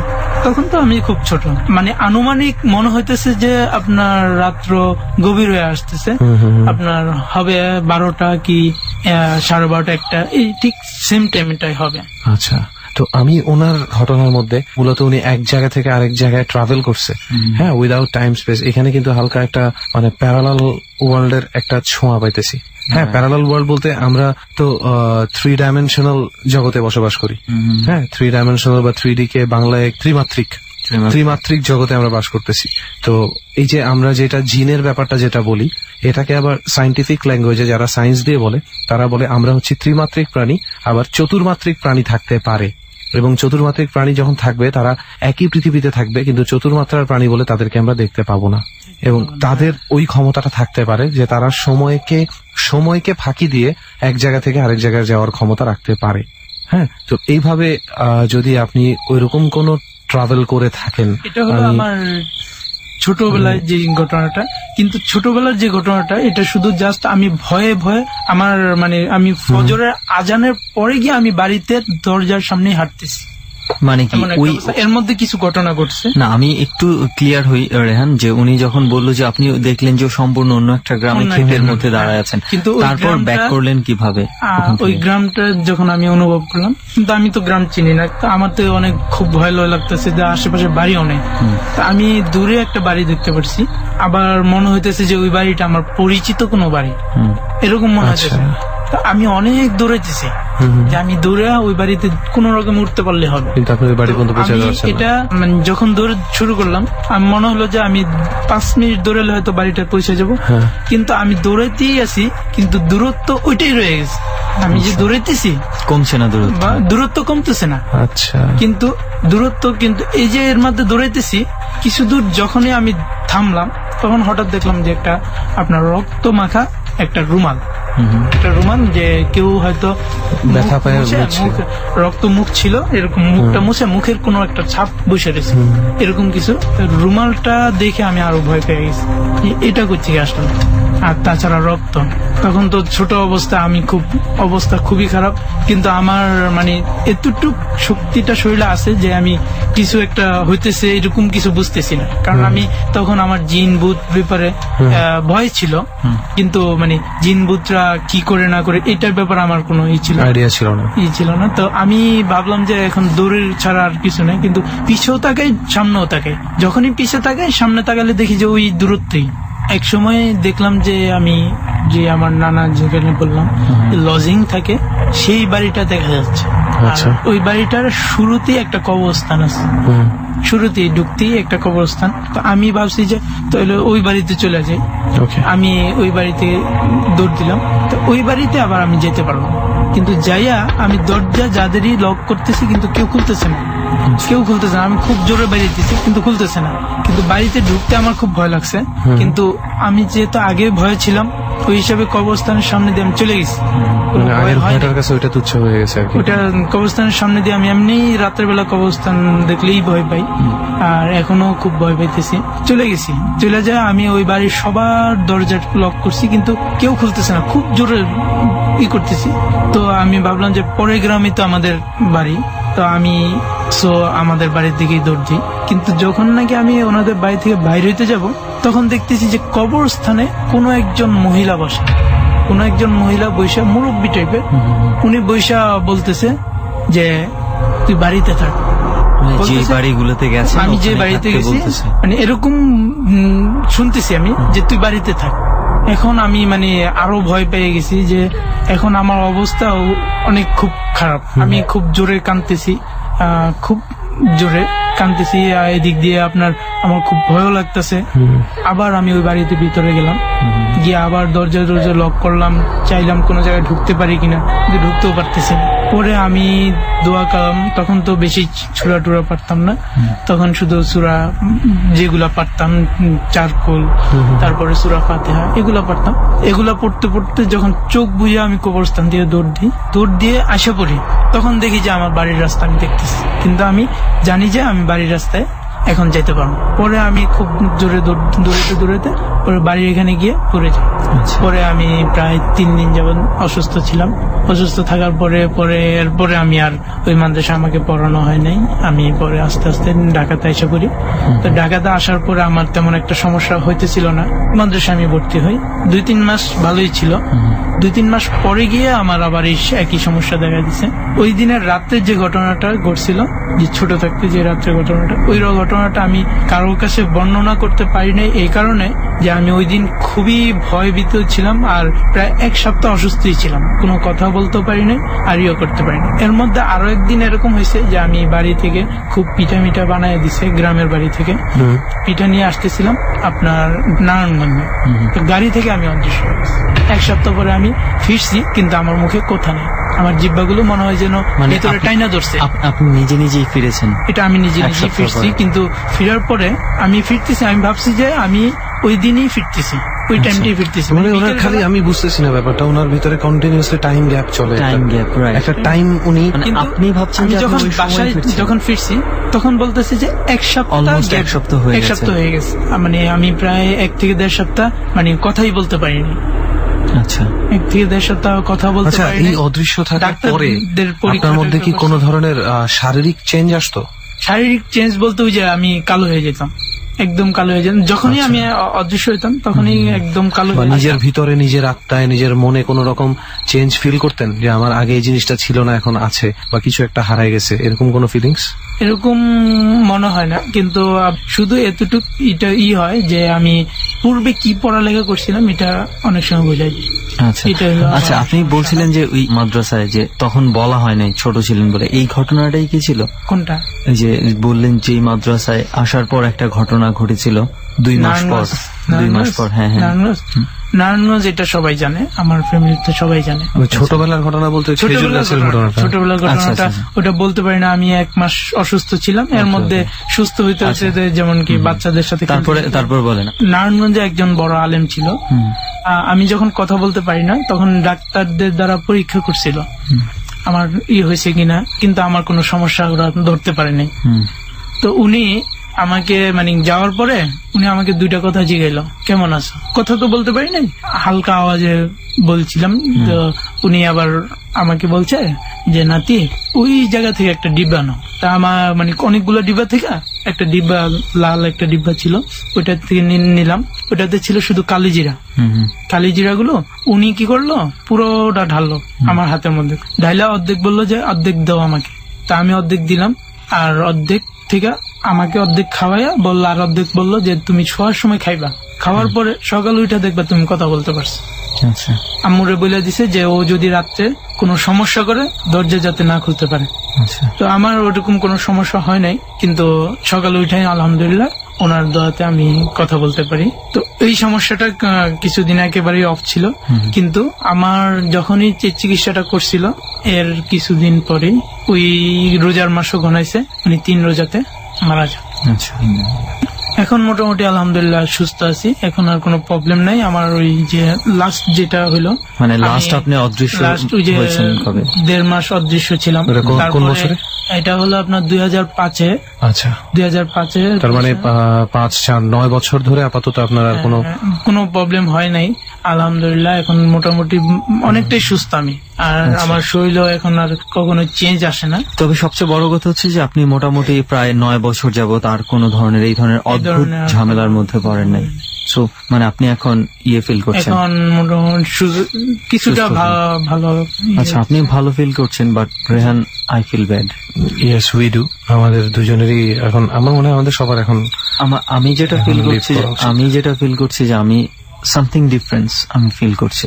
পাপ্পু ভাই আমাদের মনে হচ্ছে বেশিক্ষণ থাকাটা ঠিক হবে না, কারণ এখন না, আমি যেটা বলছিলাম রেহান, যে পাপ্পু ভাই এখানে থাকাটাও অনেক রিস্কি, এবং ওনার সঙ্গে যে কবিরাত ছিল সেটা একটা বিষয় ছিল। আজকে আমাদের মধ্যে এই ধরনের কিছু নাই, সো আমাদের রিস্ক আর নেওয়া ঠিক হবে। আমরা আগের অনেক পর্বেও একটা জিনিস খেয়াল করছি যে এগুলো যাদের সাথে ঘটে একটা প্যাটার্ন থাকে, তাদের সাথে প্রায়ই ঘটে, আর যাদের সাথে ঘটে না তাদের সাথে কখনোই ঘটে না।